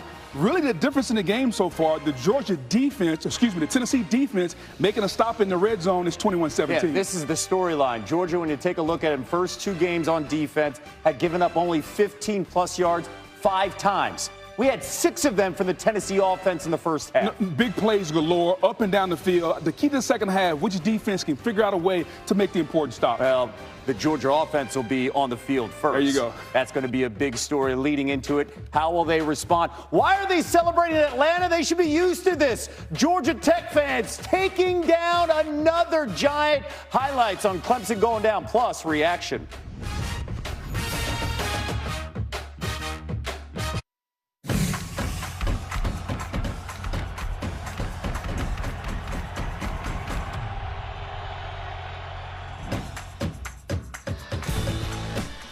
Back on Rocky Top, set for the second half. You're watching the SEC on ABC, presented by Burger King. Chris, Kirk, and Holly back with you. The trend is strong, familiar in this series. Tennessee starts quickly, but Georgia perseveres. And you don't knock the Dogs out of the early rounds. You got to withstand their pushback. And we'll see if Tennessee can. Georgia gets football to begin the third quarter. Is this the year that's different for Tennessee? Well, if it's going to be, it's going to be because Josh Heupel goes back and says, guys, we've learned about this series. We know how it's gone. We're going to get back to being that tempo team, that aggressive attacking team we were in those first 3 series when they were able to put up 21 points in the first quarter. Here's the coverage where it counts, presented by T-Mobile 5G Home Internet. The Dogs' last drive of the half. Yeah, right towards the end of the half, they had a chance to potentially tie this up. Nice run on 1st and goal, but then the Vols did their job. Caleb Herring coming off the edge there, coming up with a nice sack. And then they flushed the athletic Gunnar Stockton out of the pocket and eventually chase him down with Jalen McMurray making that play to force the field goal. And that's how we got to 21-17.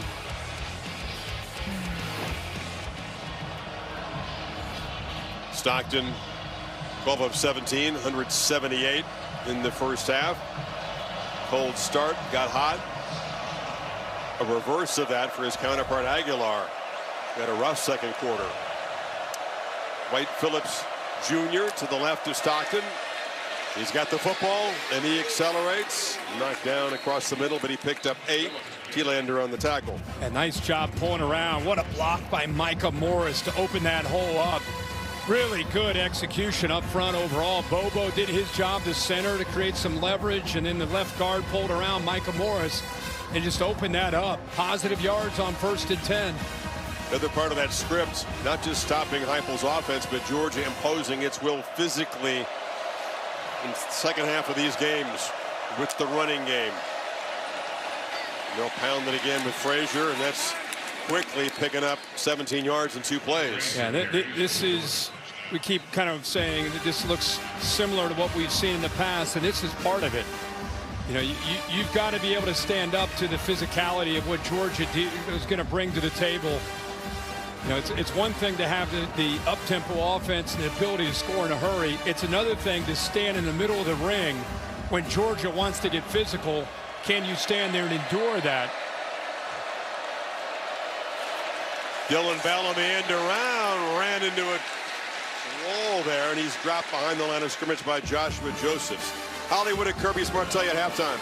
Well, I asked him about what defensive adjustments they made. He said, we really didn't make many adjustments. We just executed better. He said, we're trying to keep the ball in front of us better.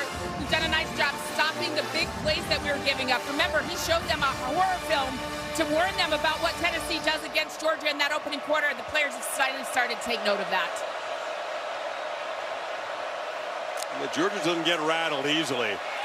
Stockton from the pocket flips it to Chauncey Bowens, and he's going to be knocked down by McMurray after about a 7-yard pickup. Sitting back there, force Gunnar Stockton to check it down. They get him to third down here, and now it's a matter of trying to be able to pressure Gunnar Stockton, keep him in the pocket on third down, make him play quarterback from the pocket.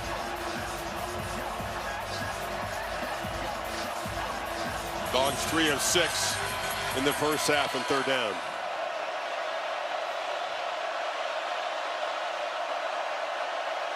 Cass Jones goes in motion. Stockton running all the way. They don't spy him. Stockton found a crease. More than enough for the first down inside the Tennessee 40. Got 13. But Tennessee looked confused to me, and it took them a late adjustment to get the secondary lined up right. You can see the communication there. Now you got the motion, and by the time they start to try to get their eyes right, they're a man short on the play side, and Georgia calls the right play at the right time to take advantage of the confusion by Tennessee. They look a little confused once again. Good job, Kirk, getting up to the second level. Carter was the key guy, and they blocked him beautifully that time. Frazier follows his blockers around the edge, and Frazier knocked out of bounds after a nice another chunk play. Turntine made this up. Dogs rolling right now. Yeah, this is a drive where you're sending a message. You know, this is a methodical drive. This is not a, hey, let's make a one-on-one play downfield. This is Georgia football. This is who Kirby Smart, Mike Bobo, this is what they pride themselves on being. This is their identity to open up this second half. And Tennessee's got to match that physicality.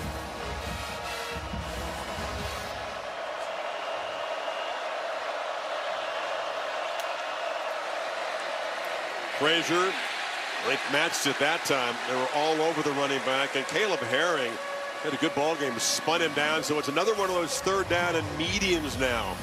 Yeah, and Caleb Herring is having a football game. You know, they've had to rely on some depth. It's a poor job there by the tight ends pulling around there. Lucky, who's been typically pretty rock solid, he and Delp. That time they just, it was a whiff, made it pretty easy. But Murray, or Caleb Herring rather, is really having a game off the edge. 31 in orange. Ball's trying to communicate, look more organized for this third down play.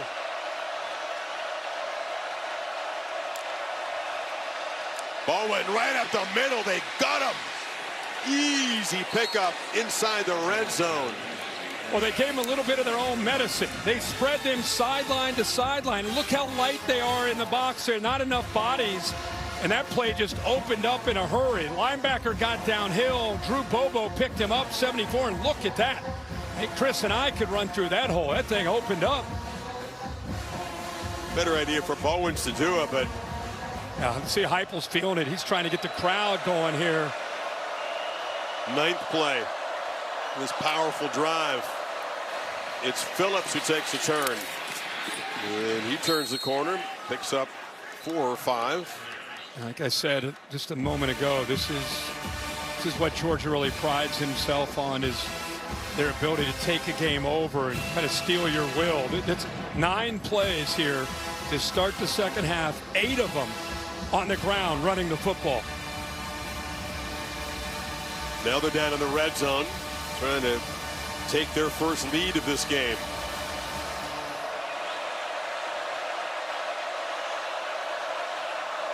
Frazier, deep set. Stockton under center, flips it to him.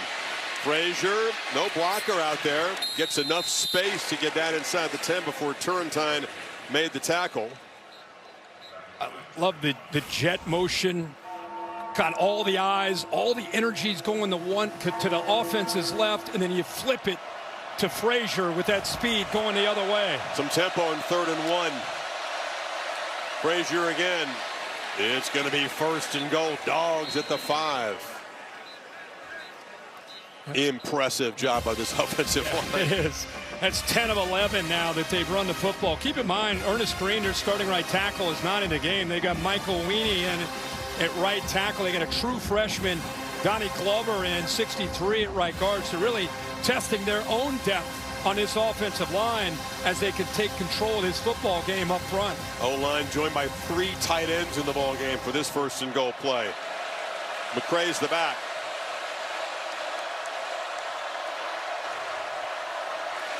He's got it. Powers forward for a couple. Arian Carter got him there, about the 3. Yeah, much better job up front, just holding their point, and it freed up Talander and Carter, the linebackers at that 2nd level, to be able to get downhill. But you could see, look at Tennessee, they're huffing and puffing. I mean, not only are they physically tired, this is one of those drives that tests you mentally, the psychology of this football game. Great point. 13th play of it right here.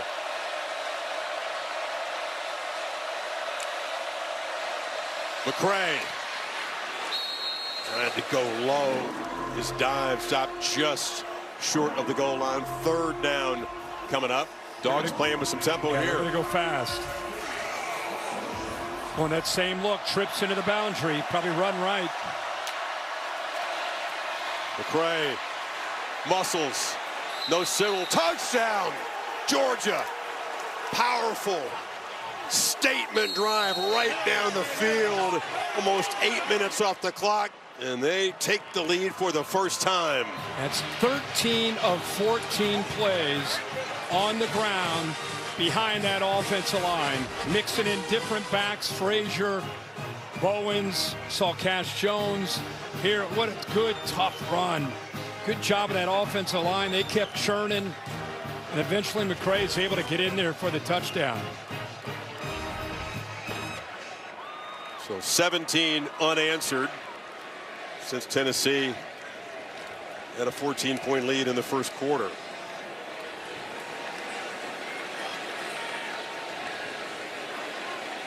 Place has gone quiet because they've seen this movie before.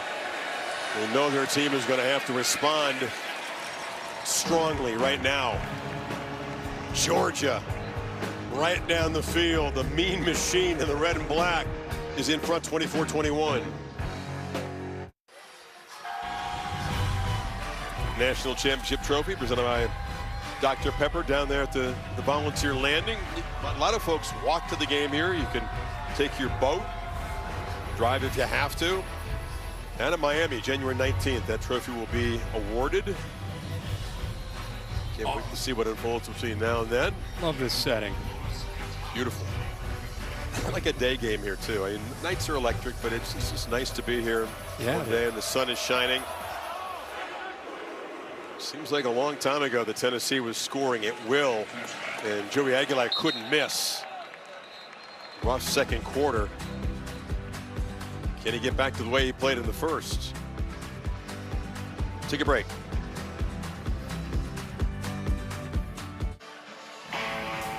Well, Joey Aguilar got off to a great start, and a big part of that had to do with the scheme, the tempo. Look at the time he has to be able to throw the ball here early in the game. Brazel makes a big play, keeps his feet, scores a touchdown, anticipating.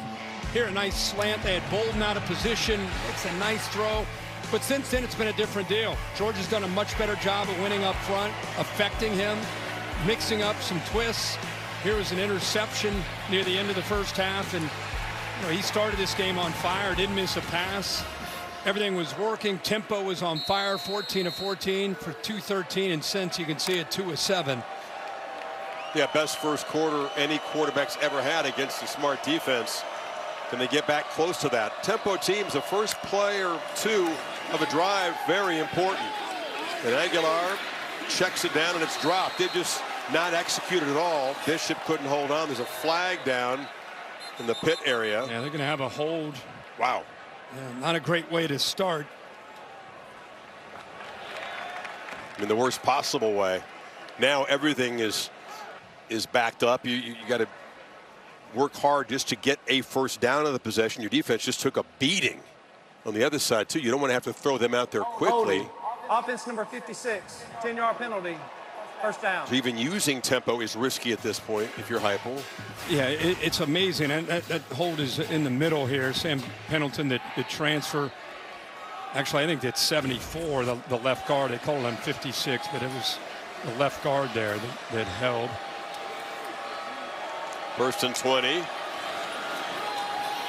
Hand it off. Bishop gets a few yards back. Just to respond to what you're saying, it's amazing when you jump out with 21 unanswered early and you're just looking good and everything's working so well. It's 24-21. This place, right, they need something to get them back. I'm talking about get the crowd back. They feel like they've already been beaten. Aguilar, second and 12, left the pocket and got rudely greeted by Raylan Wilson. Oh my gosh, I don't even want to talk when we show this. If we can get this in real quick. You want to talk about textbook? Oh my gosh, that's beautiful. Talk with his pads loudly. But he hits him. Look, everybody, he wraps up. Isn't that amazing? He didn't just hit him with a shoulder. He wrapped up, he hit him, and then he wrapped up in the open space. Textbook. 3rd and 11. Weird to see a guy wrap up like that.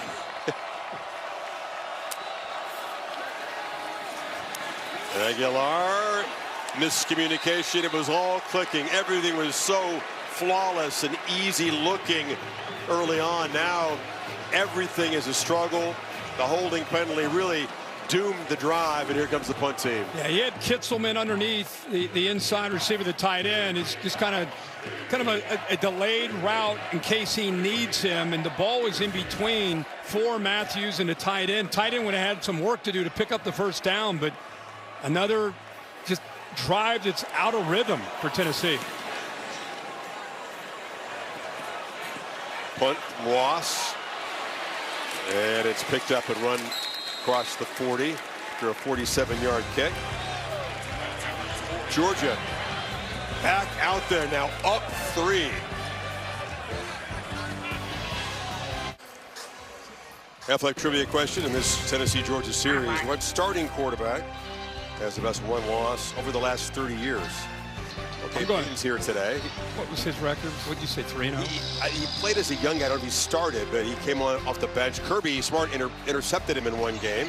And Philip Foreman. I think it's a guy who you can't have lost in this series to have that record. How about Heath Schuler? Is he in the mix? I'm going to say on the Georgia side, Aaron Murray.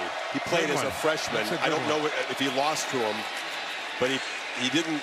He played a bunch. He played young, and they won most of them. Yeah, I like Aaron Murray. Georgia's got their best starting field position here. Guess what? Right back to the ground. Right, what a shock after that last drive where they ran it. I think it was 12 or 13 times.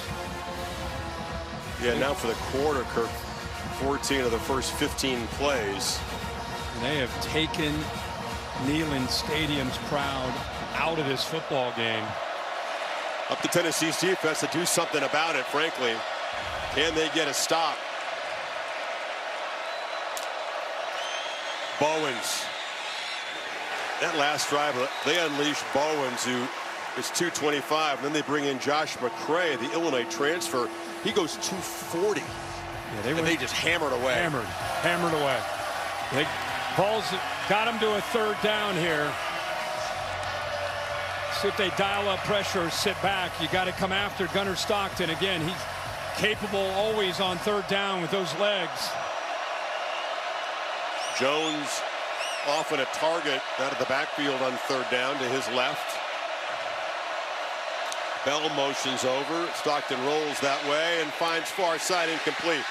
So they got him to 3rd and long and force an incompletion. Colton Hood in coverage, desperately needed by Tennessee. A 3 and out. Yeah, and then they do a good job of getting into his face by getting upfield right here, just enough to maybe affect him a bit. Actually, he got so far upfield, maybe didn't really affect his vision, just missed on that throw to Branch. So Thorson to boot it. Lou Carter muffed one earlier, but able to recover it. Thorson certainly capable of hitting Tennessee back. Powerful leg the Aussie has. Just effortless swing of that leg. This one is not that deep. Carter comes up and makes the fair catch at the 16-yard line. So here's the athletic trivia question. Final answer, we're going to go Aaron Murray. I think so. I don't know if he. 4-0. Well, I didn't know he went 4-0, but I knew he was successful. Knew he was out there early. He played early. That's pretty sweet. You leave Georgia with 4 wins in this series. Oh, that was incredibly costly. That would have been a win. They fumbled the ball in the end zone, kicked the overtime game-winning field goal.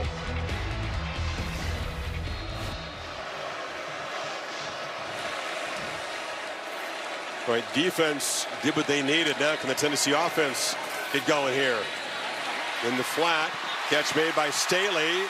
They can't tackle him. He slips loose, gets out near the marker at the 26. C.J. Allen waited to the last possible second to blitz, and when he did, he came in there, blew up Star Thomas, but a good job of getting that ball out quickly. What happens when you get a first down? You can play with some tempo. That time Thomas knocked down after a short gain. This is what gave Georgia so much trouble. Yeah, we haven't seen it really since the first quarter where they put those 3 touchdowns up. Aguilar across the middle, inaccurate. Tried to find Staley that time. K.J. Bolden was in close coverage. Yeah, in the first quarter, not only did he have time, he got his feet under, threw the football with such accuracy. That time he had plenty of time that they protected him. He just put that ball too far out in front. So 3rd and 7 to keep the drive going.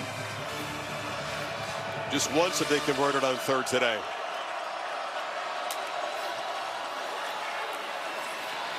Intercepted.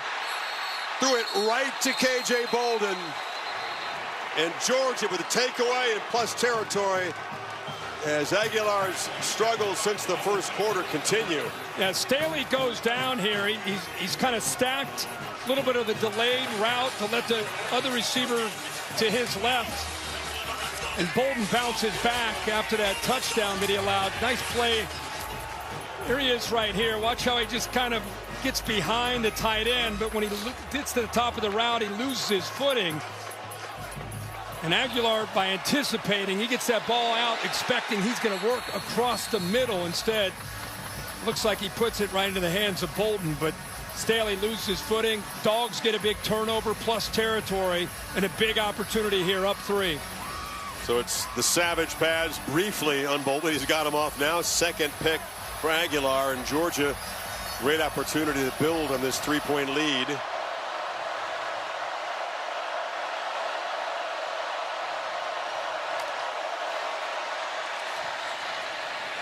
Another gut check for the Tennessee defense. Did a good job. Got to the 3rd down play. Broke it up. Gets the punt. A quick turnover right back on the field in their end. Yeah, gut check's a good way of saying it, because like we talked about, when you give up a drive that goes 13 plays and 12 of them on the ground, you can see hands on hips. Not a lot of energy right now in those orange jerseys. And then to get a turnover like that, and like you say, you got to step up right here if you're this Vols defense again.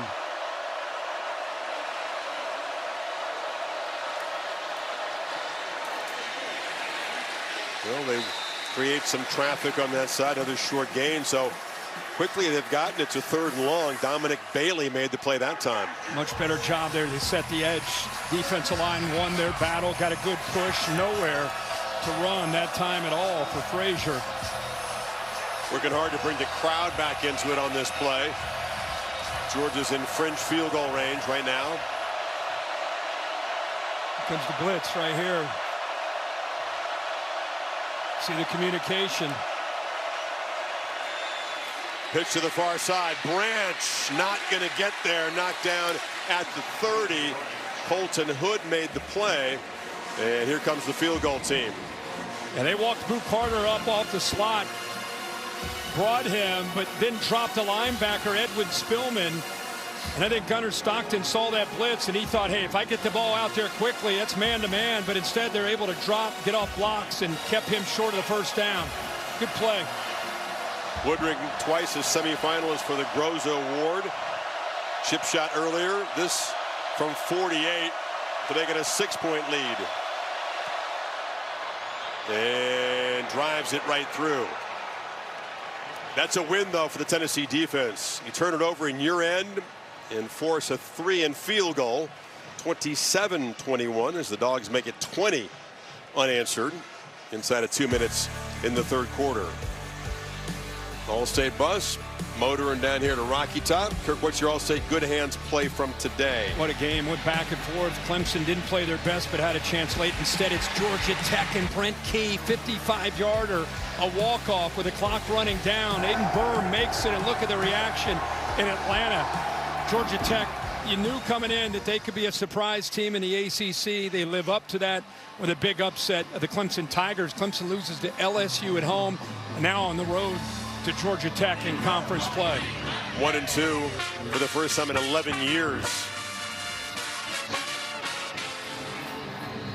Just the one conference loss, though, so certainly not out of it in ACC play. Long way to go there, but alarm bells ringing down there, I think, after that one. Offense just not able to play consistently, and that's cost him a couple times now.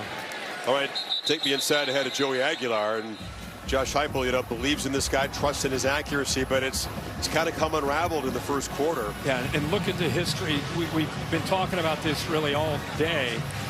All 4 matchups for Heupel as a coach against Kirby Smart get off to a good start. First 4 years, even today, 21-7, and we see what the end result has been. They're turning to Aguilar, hoping that this can be different, but it's been trending and sliding in this direction since the middle of the second quarter. Can they make a play to flip the script?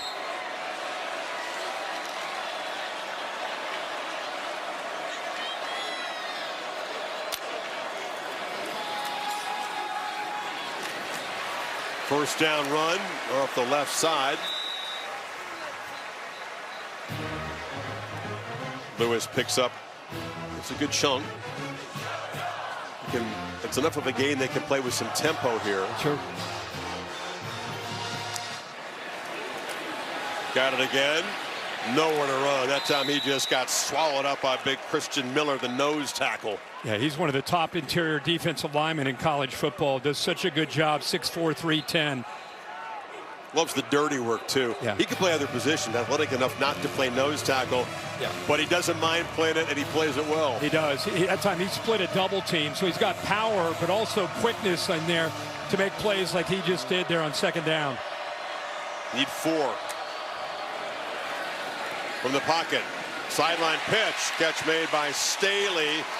Found some space in the zone there. First down across the 40. Now they'll go fast. Georgia not reacting to that motion. Staley coming from the right all the way over to the left. Easy throw that time for the first down. Lewis again. Decent first down chunk, about 4. Getting back to the running game. That's 53 yards now on the ground. This is an offense last year with Dylan Sampson, an average 232 on the ground. Today only 52 against Georgia. Play action. Downfield launch. Jump ball. Caught. Touchdown. Brazel. Wow.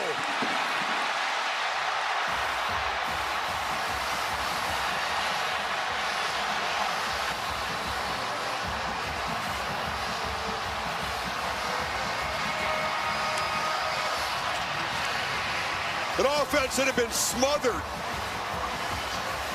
starving for a big play, gets one as Aguilar throws a beautiful ball, and Brazel wins the one-on-one battle there against Daniel Harris. Yeah, he's done that a couple times. He beat Ellis Robinson earlier. This time it's Harris, who to me looked like he was in position.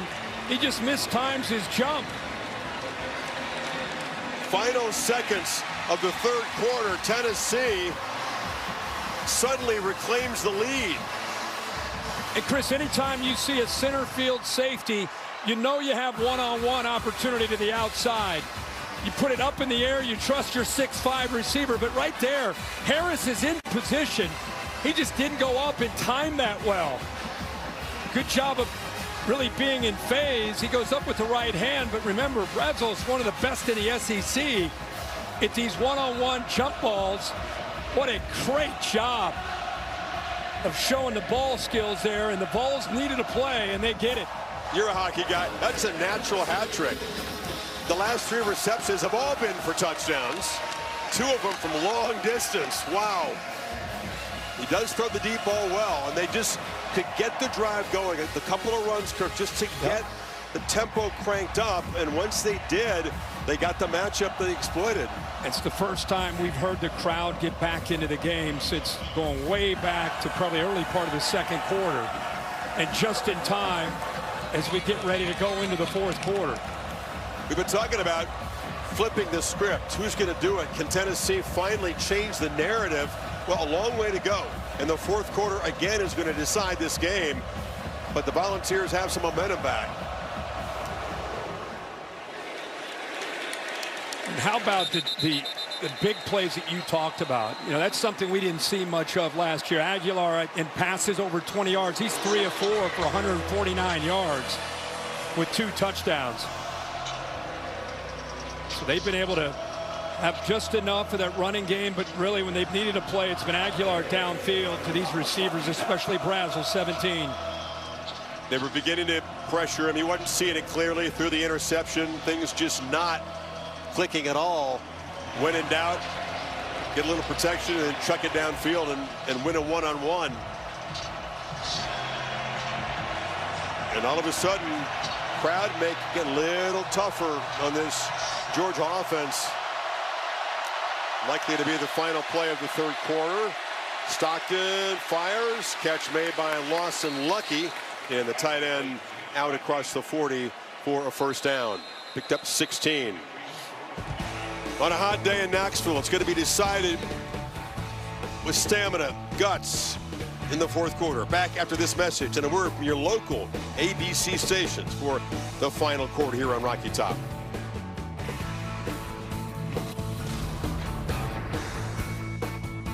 And hosting the Gators. That is primetime on ABC, Chris.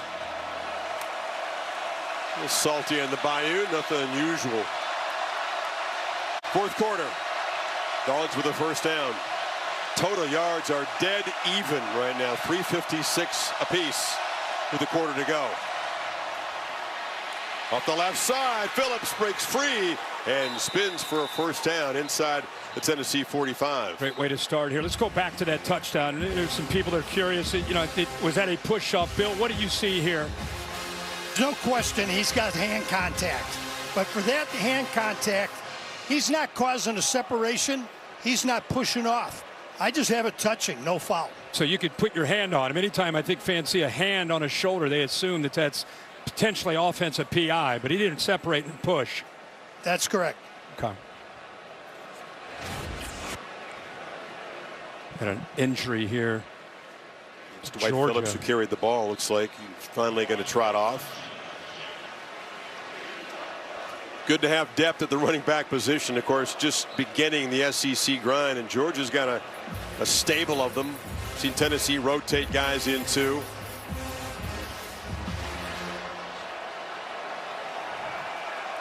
So a throw to Dylan Bell to get the drive started at the end of the third quarter. Then a big run there by Phillips. And now Frazier steps out of a tackle.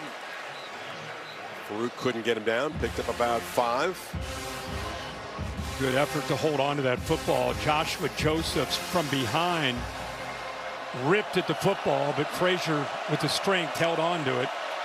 With tempo, Stockton from the pocket. Launches downfield. Catch is made. London Humphreys. First and goal as Stockton dropped a dime. Well, London Humphreys does a good job of selling this like he's just in a stalk block. Like they're going to throw another quick screen, and instead he sells it and then goes down that right sideline on a rail route. Nice job of finding it, good timing, and a good throw out in front of the receiver. Been looking for downfield shots, got the touchdown early.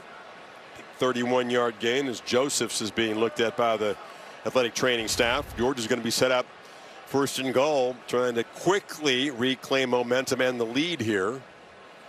What a good job for Mike Bobo, the play caller, to wait to the fourth quarter to use that play. They threw so many of those quick throws to their receivers out on the perimeter, especially to Branch. And this time they show that and then slip Humphreys down that right sideline. His first catch today. We'll take a break.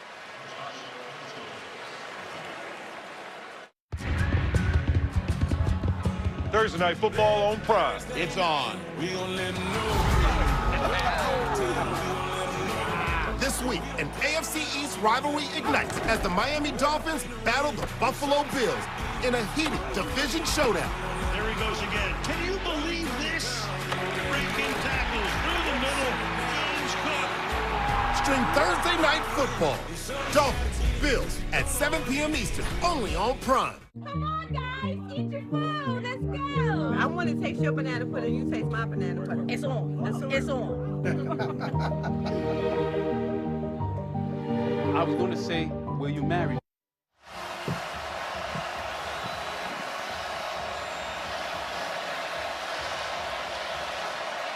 Georgia set up first and goal. Bowens is the back. Branch comes in motion, now reverses. Run all the way. Stockton flipped down at the 3 by Farouk. One thing about Gunnar Stockton, he is not shy when it comes to running the football. You almost anticipate there's a good chance there's going to be some movement. That time they move Branch, who's so lethal out of the backfield or moving from right to left, and that jet motion just affect the eyes and then get downhill with the quarterback running the football. Already one touchdown running in the red zone for Stockton. Second and goal. Bowens wrapped up behind the line by Caleb Herring, who's been a problem today. Yeah, I think some of it is miscommunication at times by the right tackle, because they been making it pretty easy for Herring. I mean, he's a great player. He's got great length, 6'5", 245, but a lot of his plays, it's been that right tackle getting down. He's coming down, and 31 says, no problem. I'll go to that backfield. Third and goal. Jones the back now.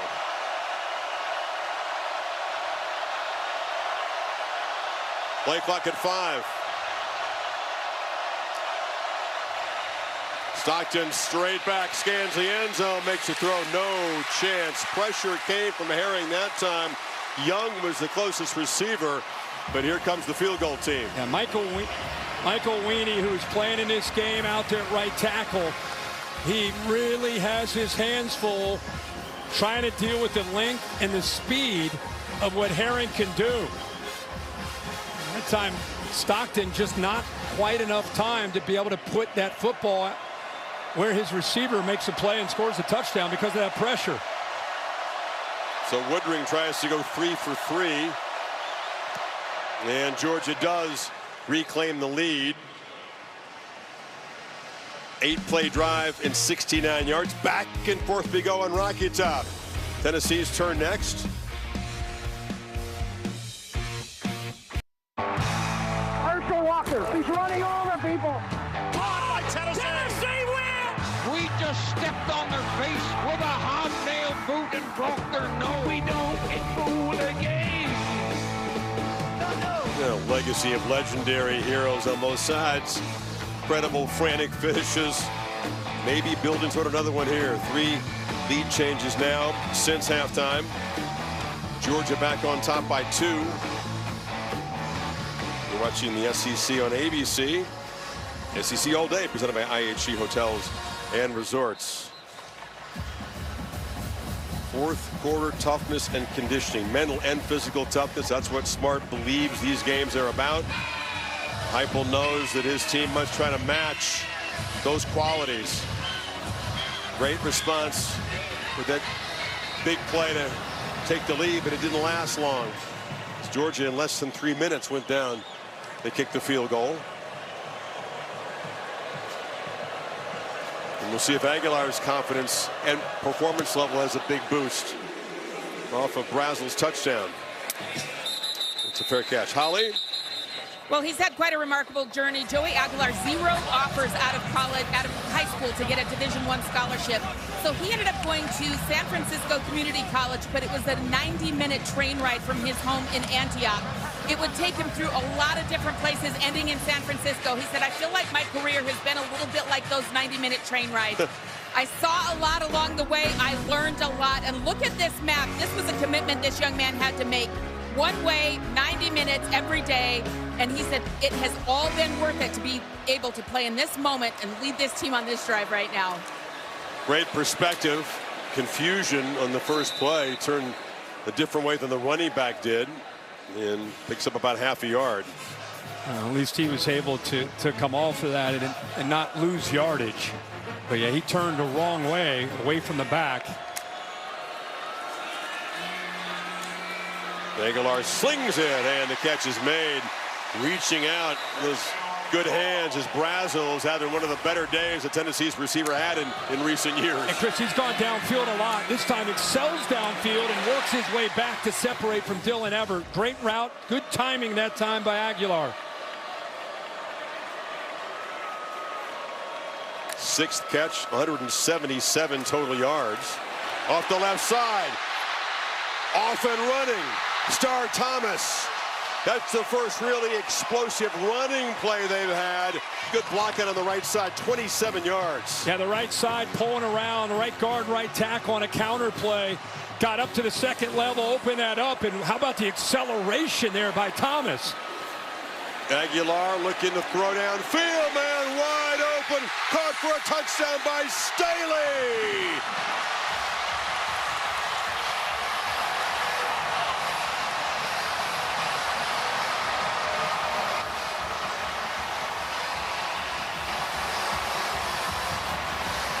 Full-blown shootout now, Kirk.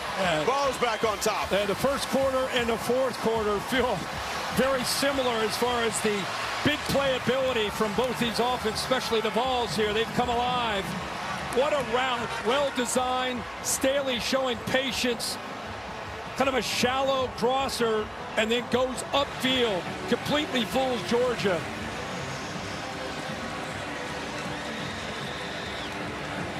He's thrown it deep 4 times today. 5 times, 4 completions. Yeah, anytime a receiver runs this route underneath, you just think it's a shallow cross. Working away underneath, he's just going to stop. Nope, he goes upfield. Heck of a job by Aguilar, giving him the time to be able to sell it and then get upfield, put it up in the air. No Georgia defender anywhere around, and the Vols go back up by 5. Back to the SEC on ABC, presented by Burger King. Candace Parker, great job in game day as guest picker. Great job hyping the crowd throughout the afternoon here. She's had a lot of fun. She is all about, not just the Vols, she's all about college football. She's a big fan. But especially Vols college football. Oh, of course. Oh. Yeah. Well, Rocky Top is rocking again. After another touchdown pass from Aguilar, his 4th, along with the 2 interceptions. If you're just tuning in, this has been a game of answers by Georgia. They've had to work themselves back early in this game, down 7-0 after about 6 plays. They went right back down in 5 plays and tied it up. They're down 21-7. They had to fight back. This gave them a 24-21 lead. Just took the lead 30-28. Now they're down 35-30. So every single time they've been challenged, they've come up with answers, being asked to do it again here in the 4th quarter. That's true, but what's been decisive in the scoreboard so far is some red zone trips ending with field goals. Tennessee able to get the stop and force the 3. Yeah, that's probably obviously the difference in the game at this point. 3 field goals kicked by the Dogs. Back to Bowen to the first down run, and Tennessee now with a burst of energy on defense. Boo Carter came up to make the stop. It's a loss. The right side of this offensive line is having a tough time. This time it's the tight end, Delp. There's Boo Carter, 23, coming in as well. So good job of setting the edge. Good job, Boo Carter, keeping his eyes in that backfield, helping out in run support. He's a returner, electric one, good in coverage, tough enough in run support. 2nd and 12. Stockton runs out of the pocket and is going to be knocked down after a short gain by Carter again. It's going to be 3rd down. That's the boo for the player. And he is active here these first couple plays. Stockton had to get out of there prematurely before really again the pressure on that right side. He had to step up underneath it. Right now the right side of this offensive line is the biggest concern in pass pro. Again, pressure right in his face. You're right. The ball gets out though. Catch made by Young for a 1st down. Stockton standing and delivering. Yeah, Weenie on that right side, a true freshman. Donnie Glover really getting tested. How about the job of Gunnar Stockton to sit in there? He knew that they're having a hard time, sat in there and made the throw. Looking to throw again on 1st down. That time pressure off the right's going to blow up the play. They grabbed him by the arm. Bailey, the flag is out. Jordan Ross with the pressure too. Let's see what the marker's about. We've seen Herring on that up at the top. Now we're seeing Ross. Weenie, who's a guard, who's out there trying to play tackle for Ernest Green, is just having a tough time. I'm surprised Georgia's not chipping, sliding, doing something to be able to try to help the right side of this offensive line. 2nd down. Decline the hold and take the sack. With these injuries, you've got a true freshman in Glover, right guard 63, and with Ernest Green, the veteran 71 out. You got Weenie in 52, so trying to do it in this environment against this defense, pretty tough. Deafening now on 2nd and 14. Again, no help on that right side, tight end to the left. It's a run to the left by Frazier, and he's swarmed. This Tennessee defense is bringing the energy now. They're doing a good job here, man. They're able to set the edge. When you can set an edge to a defense, when it comes to the run game, it gets those inside linebackers getting downhill. That was Edwin Spillman. This crowd's starting to believe this year could be different than the previous 4 against these Bulldogs. Big play here on 3rd and 14.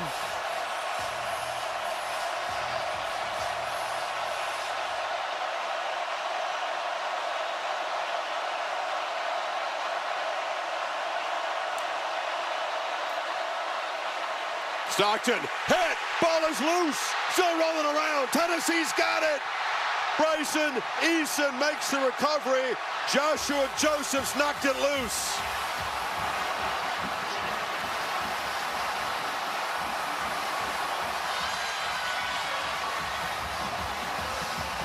But we talked so much about the right side of the offensive line. This time, it's the blind side.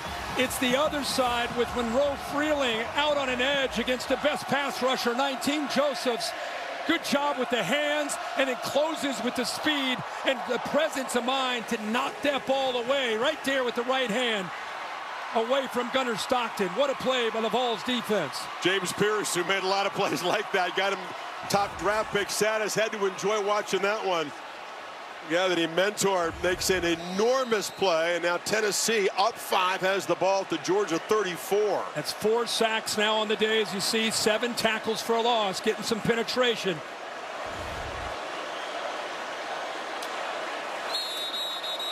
Flag before the snap and a false start.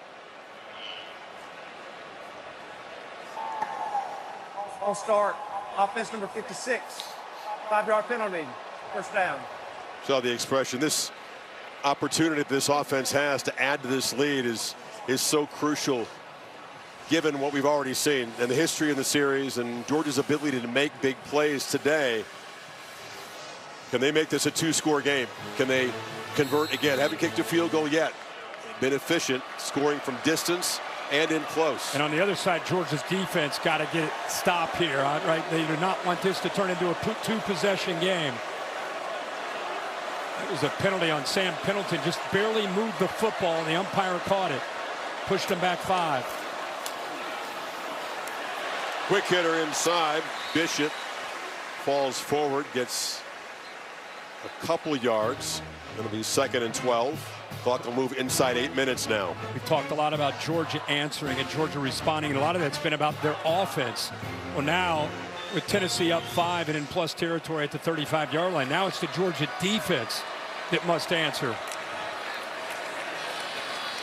Bishop patiently picks his way for another short gain. Got to the 32. It's going to be 3rd down. They'll need 8 here. Tavius Johnson, very active, known as a great pass rusher, 6'4", about 250 pounds, but been all over the field. That time involved in that stop, and here you go. You want a big play? We've been working all this time. This is a huge play for both sides at 3rd and 8. Bishop hammered, short gain. They were in the field goal range. Heupel decides to run it. Kyron Jones coming down to make that play, the safety, 31. So again, the Georgia defense doing their job. Max Gilbert, I should say, very solid kicker, 2nd-year starter. Has the range for this from 48 to make it an 8-point game. Sophomore from Memphis. Line drive kick, hammered right through. Max Gilbert does his job, but Tennessee settles for 3 after the fumble recovery. And Stockton and the Dogs still within a score. 2-iron, hit clean and pure.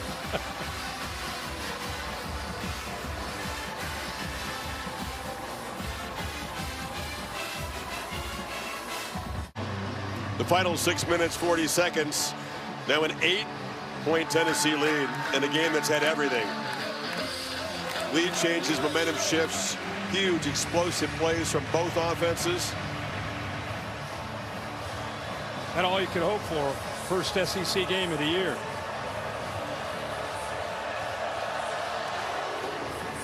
Tuberville's boot will not be returned. Holly? Well, guys, there's been times during this game where the Tennessee defense looks tired. Their defensive front is playing shorthanded. But I am telling you, number 90, Dominic Bailey, and number 20, Bryson Easton, they call him Unk. They are fired up right now. They were just yelling at each other. We're not tired. We're not tired. You've got this. They're trying to hype each other up. This is a huge stand right now for this Tennessee defense. They're trying to make sure they've got energy to make it happen. Attitude and mind goes a long way when you are fatigued. Those two fifth-year seniors on that defensive front. There's work to be done, though, and Georgia will keep coming at them. Keep this in mind. Gunnar Stockton, even though he got into that SEC championship game, he's making his first career start in an SEC game in this kind of atmosphere with this kind of finish.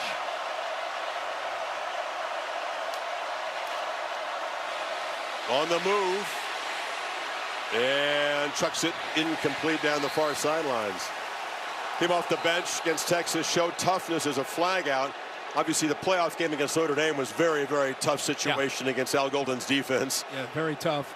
Turrentine's going to get a penalty here, too, in orange. Pass interference. Defense number 2. 15-yard penalty. Automatic touchdown. Really no need at all to push in the back. And Josh Heupel saying that ball's not catchable. How's that a penalty? That's what I would say. The ball, there's really no need for 2 to make this push. This ball's out of bounds. Bill, what do you think about that ball not being catchable? That ball's pretty clearly out of bounds. It might have been going out of bounds, but it took away an true opportunity for a That's catch. enough contact for you? Yes, the push in the back. The push in the back was clear. I just didn't know if the ball was out of bounds far enough, but took away the opportunity. Wasn't the most aggressive push I've seen. Ball at the 40 now. Off the play fake, pressure, checks it down on the screen, and Lawson Lucky, the tight end, kind of stumbles forward, but will lose a couple. Yeah, the timing off there because of the pressure. This offensive line, again, they've got some new guys in. You're trying to set up the timing of a screen. You got to do a good job of holding that pass rush out before you release to get out there to get it in front of the back. That time they got out too quick. Made it easy for Tennessee's rush to affect Gunnar Stockton and the timing of that pass.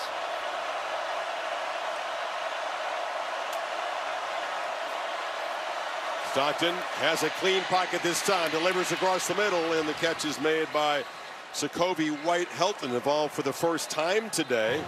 Redshirt freshman picks up 17 there in Tennessee territory. And that time he got back to the top of his route, showed good patience as a pocket quarterback, let the route finish, put the ball right on the money. And with that accuracy, you saw the yards there after the catch. Good job, good effort there by 18 to get involved in this game. Again, time to throw, but Stockton's going to run out anyway. He's across the line, can't throw at this point, and is going to be tackled after a short gain by Colton Hood. He's looking to his left. I thought he might throw that sail route, but he came off of it because he trusts his legs to make a play. Thought he might try to squeeze that one in. Had a chance for about a 20-yard gain. They substituted, so Tennessee brings in fresh people in defensive front for this second down play.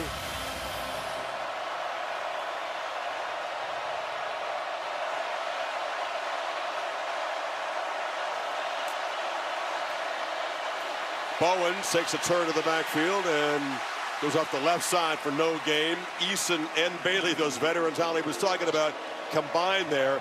3rd down and 7. Something to keep in mind. We talked a lot in the last series how Weenie, 52 at right tackle, was struggling. They made a move.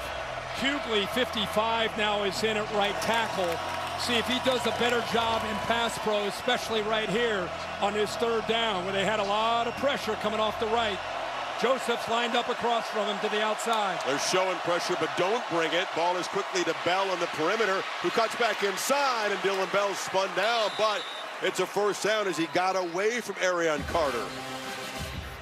It's a good block by Delp in front, but it's just good job of, it's been a great ball carrier after the catch by Dylan Bell. It's one of the best players on this field for Tennessee. Carter, he just misses an open field tackle. Tempo for Georgia. Bowens on the check down. Knocked down after picking up about 4 inside the 30. Tennessee barely even lined up that time. Georgia going so fast. And now Tennessee defender Tyree West, the edge rushers, is being looked at by the LA training staff. So Georgia has moved it 47 yards in about 3 minutes. A 1-score game, but do you put everything into this possession? Do you play it methodically, knowing you need a touchdown and a 2-pointer just to force overtime? Yeah, you have to. You know, 3:37, 3 timeouts, 2-minute timeout. In other words, you don't need to play it too quick. You're saying you can I don't think so. I think it. Right now, you're moving the ball pretty effectively. And I think it depends here on these. You know, if you're able to pick up a 1st down, they're playing with a great deal of urgency, running this tempo. I think ideally you do want to score quickly, not put everything on the 2-pointer. No. But if you're not successful, you would have a chance to get the football back one last time. We'll see how they play it.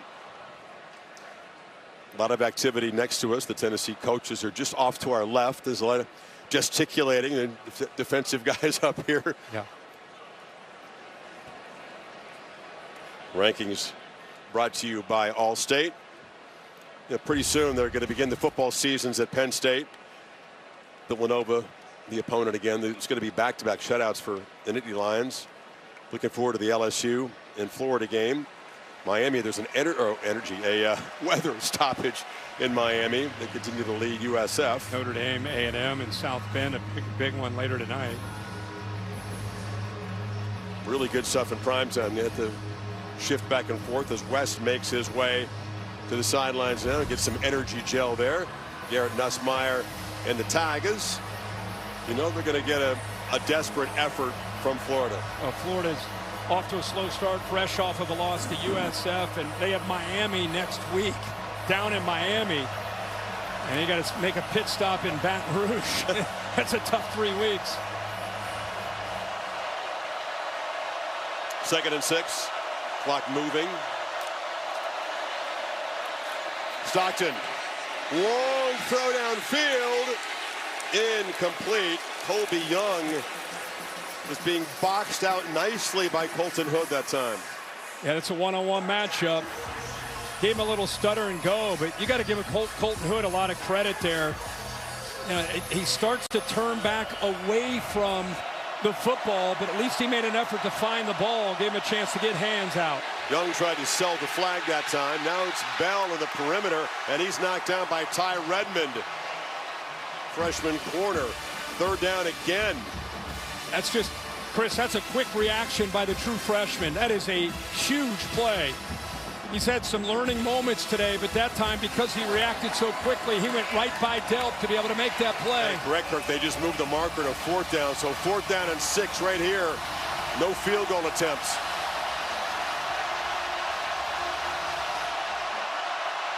Enormous moment in the recent history of this rivalry. They bring pressure. Stockton together. Long throw to the end zone. Caught! Touchdown, Humphreys! Are you kidding me? A 4th down touchdown. What a throw! A 2-pointer from tying it now. What a ball. What a throw. What guts. And what a job here by London Humphreys to know exactly where he was. Catches the ball, gets his feet down, easily in for the touchdown. They used a switch release at the line of scrimmage to create the matchup that they wanted, and they got it against the freshman. That is a perfectly thrown football by Gunnar Stockton. They will go for Dos, brought to you by Dos Equis. This to tie it with 2:32 remaining.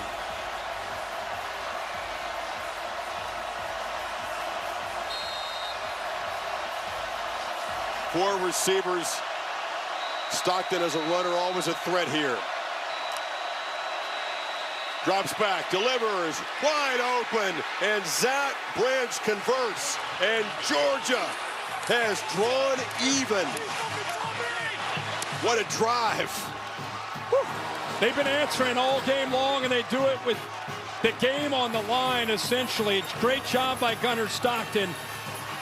And what a catch coming through in the clutch by London Humphreys out here to your right. Able to create this matchup, try to get him against the true freshman. It's exactly what they got. Redmond is pretty good coverage, but that ball is perfectly placed to the outside shoulder. We can get away. That's not enough of a push-off for offensive PI. Just great execution by the Dogs. The 2-pointer, they used their fleet-footed Branch. Use him in motion against man coverage. And really, that's the thing that I think really sets this up is motion inside, put his foot down. Now he darts back to the outside. And that traffic, nobody's able to get back out there on Branch. So Gunnar Stockton, first true road game as a starter in the SEC, has come up big all game long and did it with everything on the line there. His football's incredible. In offense against an FCS team, Austin Peay, a pretty good one, that was just grinding and methodical. 4 touchdown drives, 1 per quarter last week, but nothing like this. No explosive plays, no downfield shots. You go on the road against Rocky Top, 110,000, and all of a sudden the offense comes to life. Yeah. Well, they've got a better group of receivers top to bottom. It's not just 1 or 2 guys. But how about the journey that Aguilar has been on? You talked about in the first quarter. He talked about this is a dream to be the quarterback at Tennessee. Maybe this is part of his dream. 38-38 against the Georgia Bulldogs with 2:32 and 3 timeouts. Got to get at least a field goal here. First play of this possession, so crucial. Can they make a positive play? Can they begin to get the Bulldogs on their heels with tempo? That's the only way they've effectively moved it today, really.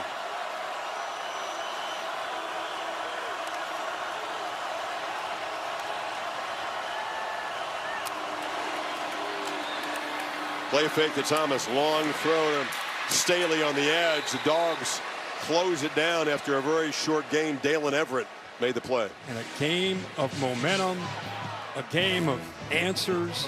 For this to be the first conference game when you really don't know what you have. You think you know, but until you get tested, you don't know. And both these teams have shown so much, regardless of this finish. They're going to take this down to the 2-minute timeout. And 2nd and 8. Joey Aguilar, can he have a storybook finish to his first big game at Tennessee?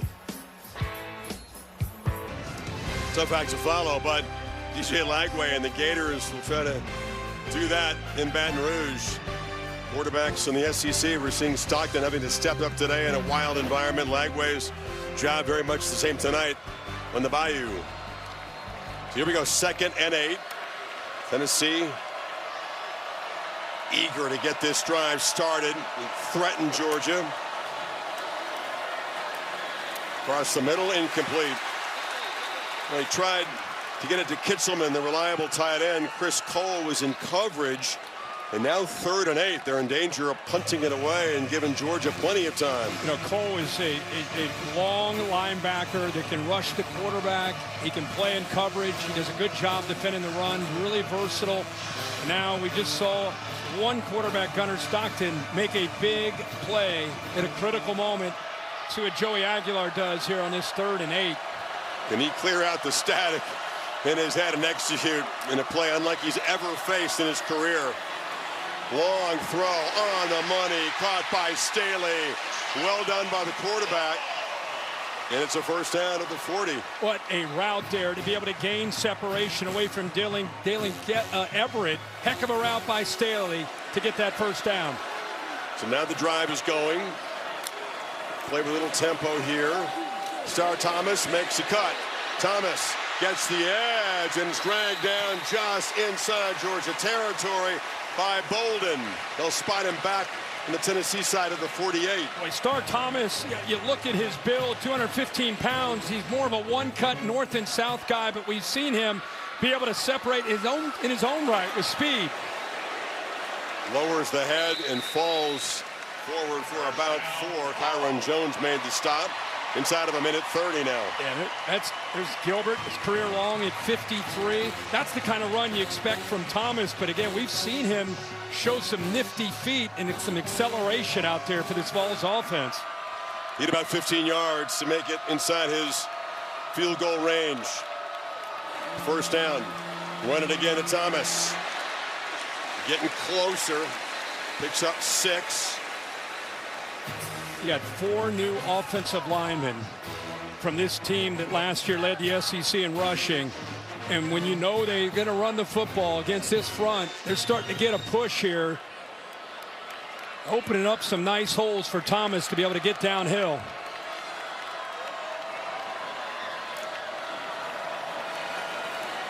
Aguilar flushed and fires it into the bench. Closing in with C.J. Allen, so 3rd and 4. Not quite close enough, you'd figure, to give Gilbert a go from here. Yeah, I thought he might pull the trigger. He had Staley in between, kind of found the soft spot in the zone. If he let it go, he had a first down, but I think he wanted to be a little careful there because it would have been a tight squeeze. Staley's been a huge part of the game, a reliable target, 9 catches. Has the touchdown. Razzle's been quiet lately. Kitzelman, the tight end, off to the left. They're going to try to run for it. And they've got their right edge. And they've got a first down at the 35 with Bishop. Right around field goal range where we sit here. That's why they spread you out sideline to sideline with their formation. So when that ball bounces, you're so far out as a defensive back, it's hard to come up and help out and run support. Bishop plows forward, getting a little bit closer for the field goal kicker. Whistle now. And a stoppage of play. Timeout taken by Georgia. Well, this 8-game losing streak against Georgia has been painful. The last win, it took an incredible finish. Georgia takes the lead with 10 seconds to go. For sure they've got over, right? So finished, but 2 penalties set up Joshua Dobbs for a Hail Mary shot. And Jawan Jennings for Butch Jones, a miracle. That's what it took to beat Georgia, and they haven't done it since. That was 2016. Wow. Since then, there have been some wild finishes. Georgia's found a way to come from behind. And Max Gilbert Never been in this position before. No game-tying or go-ahead field goal in the fourth quarter in his career. That look right there sums it up. That sums up the Vol Nation right there. If they don't get a yard closer, it's 49 from here. He wants to believe, but it's hard, given the history. Well, now it just comes down to where does your kicker like the football? You got a couple timeouts. You want to put him where he loves it, whether it's the right hash, the middle, whatever it might be. Wouldn't hurt to get a little closer, though. Get a little closer.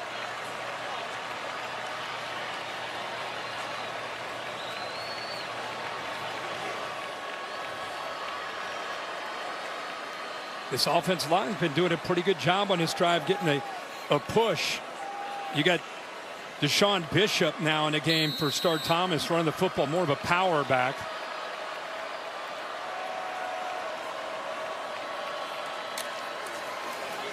Quick throw, caught, Kitzelman, tight end, knocked out of bounds, and now they're comfortably within field goal range. Well, they called that from the sideline. You'd think they might run the football, but they sensed that they had a blitz. They could get the tight end outside. It would take C.J. Allen, who was off in coverage, too much time to get out there. Quick throw, some positive yards. Now it's third down and a long one. You can get the first down and basically run the clock down and set up for the field goal. Leaning across that marker is Bishop.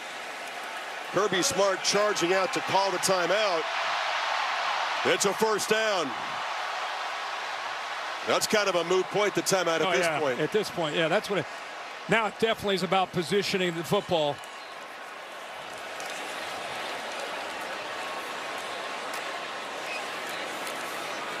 Bishop picks his way, gets it closer to the center of the field, and he'll be shoved back with 12 seconds to go.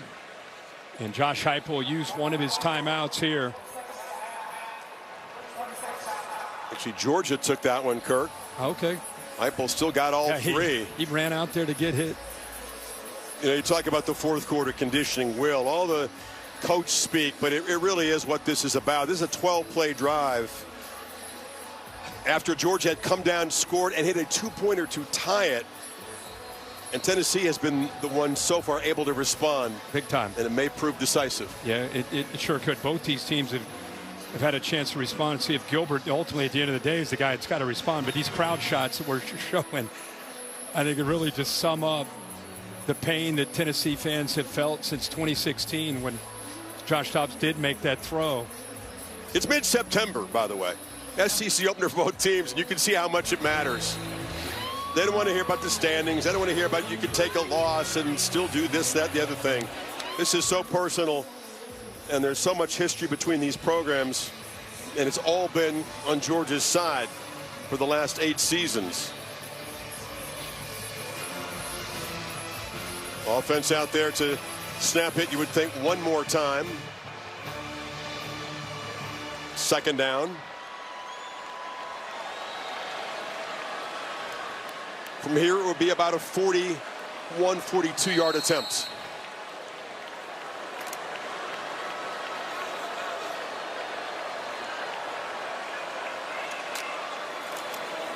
Bishop barrels for a couple more to the 20.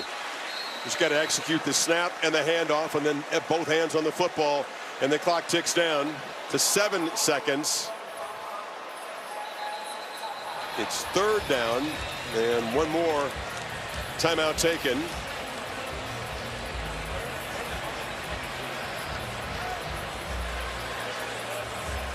You envision this moment as a kicker ever since you decide this is what I want to try to do with my athletic career is be a football kicker. You think about this situation, you work on the mechanics, you try to make the muscle memory kind of foolproof so that you can get out there and clear your head and execute. This muscle memory, right? Rep, rep, rep, rep, rep.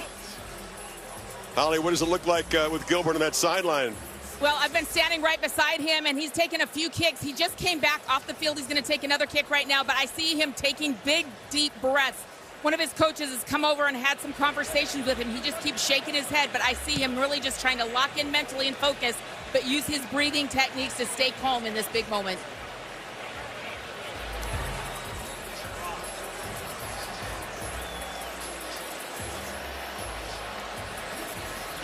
Don't jinx it. Don't say anything. Shh. Me? No, she just said. Oh, okay. Yeah, or you. Nobody. I just hope my man makes it through the end of this game. I feel like he's coaching. He's going to save his excitement for if that ball sails through the uprights. Yeah, ball's been on the right hash most of this drive. Bishop had a run that got it all the way back to the left. They had time to kind of get it off that hash, see if they still try to maybe sneak it and get it a little bit closer to the middle of the field with 7 seconds and still a couple of the timeouts left. Can easily get this position exactly where he wants it. Well, now it's Heupel standing ready to call his timeout.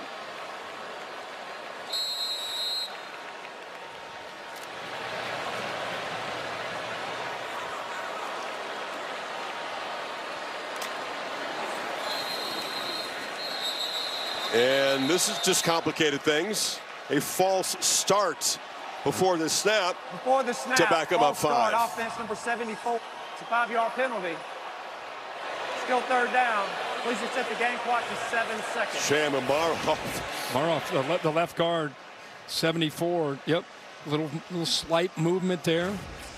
Well, they had a cushion. Every yard. Makes it more interesting, though. And that's it. Heupel's seen enough.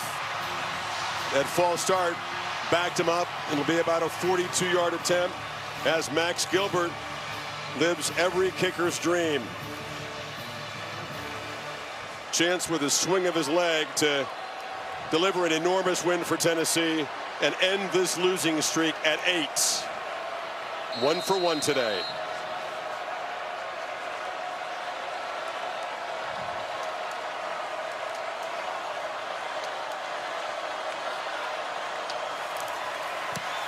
Drives it. It's fading. And he missed it wide to the right.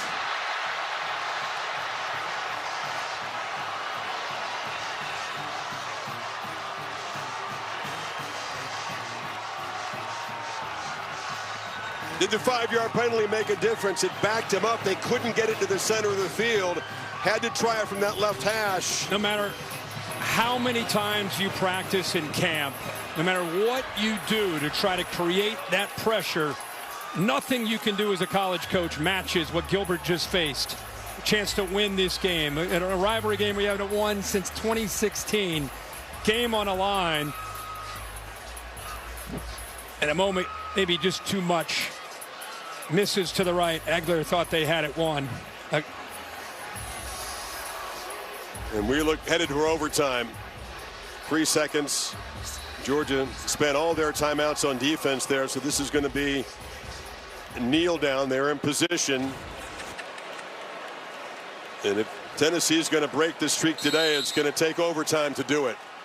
Not only do you miss the last-second field goal, I think the fans, it's like the win is taken away from you, right? And now the air in the building is just taken out as you head into overtime. Before we get to OT, check in with Kevin Negandhi. Just in case you're new to this, these teams are not part of that streak. Georgia overtime win, actually before the streak, but in 2013, game-winning field goal.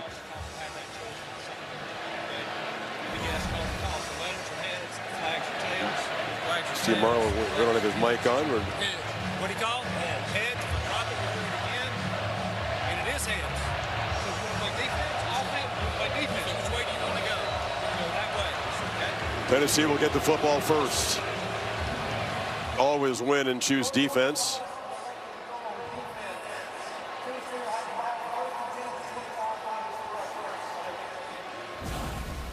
This is the 4th down touchdown throw to Humphries. Beautiful ball, great catch. The 2-point conversion nicely executed to get this game even. Branch made the catch and then just could not complete that swing. Little breakdown in technique under pressure. Will he be called on again?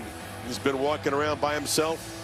Could have been carried off the field. Should be a field rush at this moment if he makes that kick. Instead, wondering if he'll have another opportunity. Well, like we've talked throughout this game, we've seen so many moments in this game where we've seen the big play, and we've seen one opponent tested to see if they could come back, and they've more often than not answered the bell. There's so momentum, ability to fight back. It's no wonder we're at 38-38 and headed to overtime. And now it's not just about the offenses executing in a tight area, of course, in the red zone. It's about the defenses, fatigue. They've tried to rotate bodies, try to stay fresh. When this game started, it was 90 degrees throughout most of this game. So stamina and staying mentally sharp, a big part of this overtime period for these defenses. And for Tennessee, the focus shifts back to Aguilar, trying to create some magic here in his SEC debut. From the 25, Bishop is the back.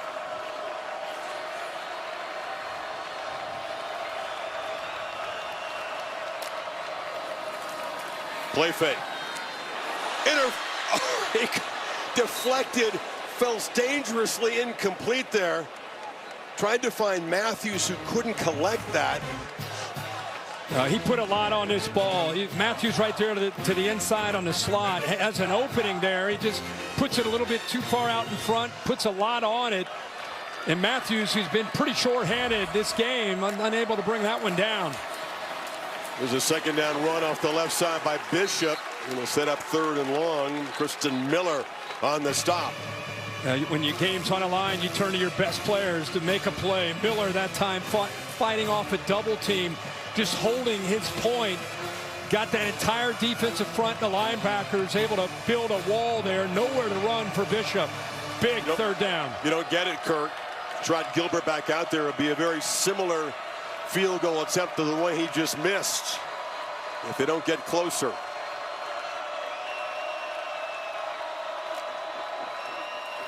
Pressure comes late. Aguilar flips it incomplete. There was no one there. Kitzelman had lined up on that side, but he didn't go out. Well, he came down to be able to help out because he saw the blitz coming, and when the blitz came, he was occupied. He had to pick up that blitz with Aguero, so he did not have a chance to release. There was nobody out in that right flat where he threw the football. So like you said, it's almost the exact same spot on the field, near that left hash. Exactly. Take 2. Pushed it right. Can he find his technique this time to give Tennessee the lead? This one is driven straight through. Wishing he could have done that a few minutes ago, but puts the onus back on Georgia. The lead is 3. But you got to say this. Hell of a job of stepping up after feeling like you let the entire Vol Nation down. He comes right back, same spot on the field, and shows some fortitude in his own right to be able to make that kick. No doubt. That was just not a good sequence for Aguilar and this offense. Now, they've been really hot or really cold. There hadn't been a whole lot in the middle. It's either scoring in the blink of an eye or just kind of out of sync, stuck in second gear. You face Georgia in this situation, put your big boy britches on. The Dogs typically will try to run it right through you in this situation. And keep in mind down here, we've talked a lot tonight, Gunnar Stockton, very, very mobile. He's run it 13 times tonight. And when in doubt, he will he'll rely on his legs as much as anything when he drops back to throw. Frazier's the back. He's got it. Can he get the edge? Cuts inside. Nate Frazier down the sideline. Grabbed out of bounds inside the 5. Turrentine saved a touchdown, but he rips off 21.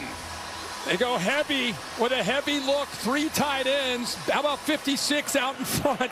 Micah Morris, great job of pulling around. I thought with that acceleration, he might be able to get all the way to the end zone, but good job of hustling here by Turrentine to be able to keep him short. But what a first play by the Georgia Bulldog offense in this overtime period. Farouk, the safety, is the Tennessee player down at the 5-yard line. They come right out swinging. Now a 1st and goal to end it right here with a touchdown. And they go with their 13 personnel, 1 back, 3 tight ends. Chris, you warned them This is usually where you see. I think they knew. Yeah. I mean, that's what Georgia does. That's their identity. That's who they are. That's what they believe in, and that's where they like to test you, challenge you.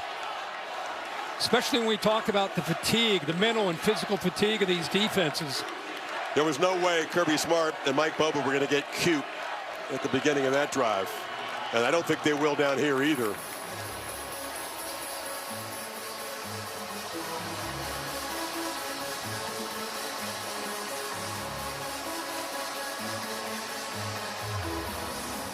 What a start to this SEC season for both these schools. Georgia's got Bama coming in a couple of weeks. The test will continue. The greatest thing Kirby Smart has seen from his team is on the road with a new starting quarterback, some new pieces, like that next wave of 5 stars. They have been tested.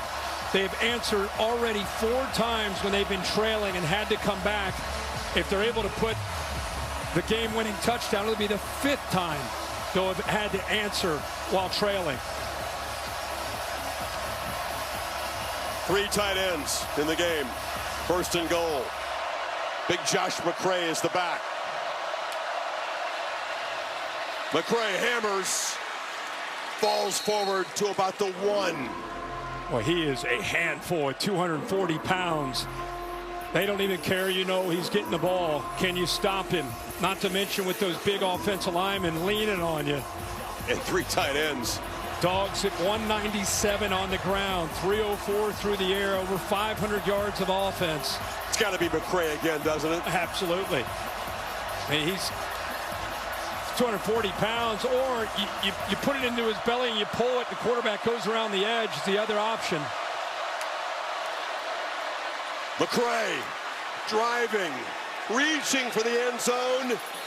Spotted short. 3rd down coming up. If he's short, he's about on the 6-inch line. I don't know if they'll review this or not. I don't know if he was able to lean and push the ball across. He reached it. Watch right there. That's a touchdown. Yeah, that's a win. Ball broke the plane. That's ball game. That's a Georgia win. He got across. Reviewing the play right now.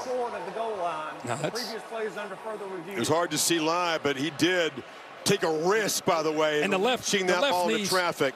Left knee stayed up. It looked close, like the left knee might have touched, but the left knee never touched. Well, this is going to be some delayed pain for 109,000. Yeah, but everybody at home sees what we see. Yeah, see that left knee never touched. Came close. Oh. And then the ball breaks the plane. Right there. Yeah, right there. Yep. The guy who scored 10 rushing touchdowns for Illinois a year ago.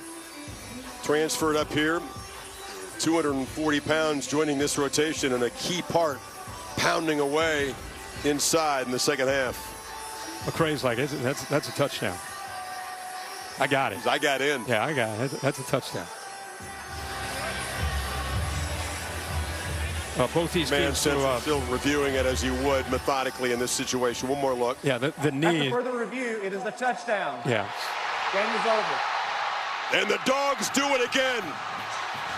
Prolonging Volunteer misery in this head-to-head. What a battle. 41-38 in overtime.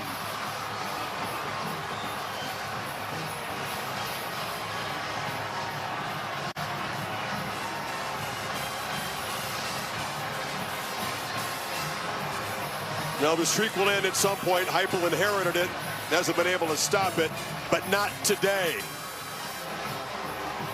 The resilient, always tough Georgia Bulldogs find a way again. Holly's with Kirby Smart. Well, Coach, you warned us before this game that you were going to be stubborn about running the football. How stubborn was that, running it in overtime to win this game? Yeah, I'm really proud of this team. Tennessee deserved to win this game. We didn't play our best game.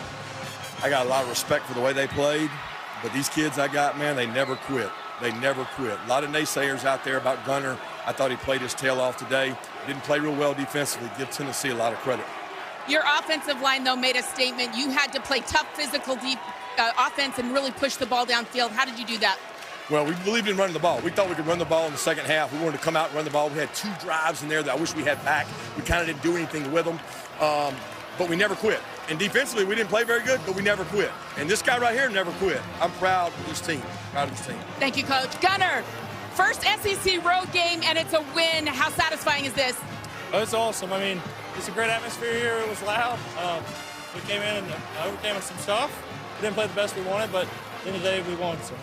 How do you describe your running backs and the physicality of your line today? They win this game in overtime. Yeah, they're physical. There's multiple drives where we're running and they're imposing their will on them and just giving all they had, you know. But these are moments we practice for and dream of, so this is amazing. Thank you so much. 4th and 6 touchdown pass. Probably didn't happen without that play. 5 lean changes in the second half. Dogs prevail on Rocky Top. They got Bama after a bye. We send it to the studio. And Kevin Negandhi.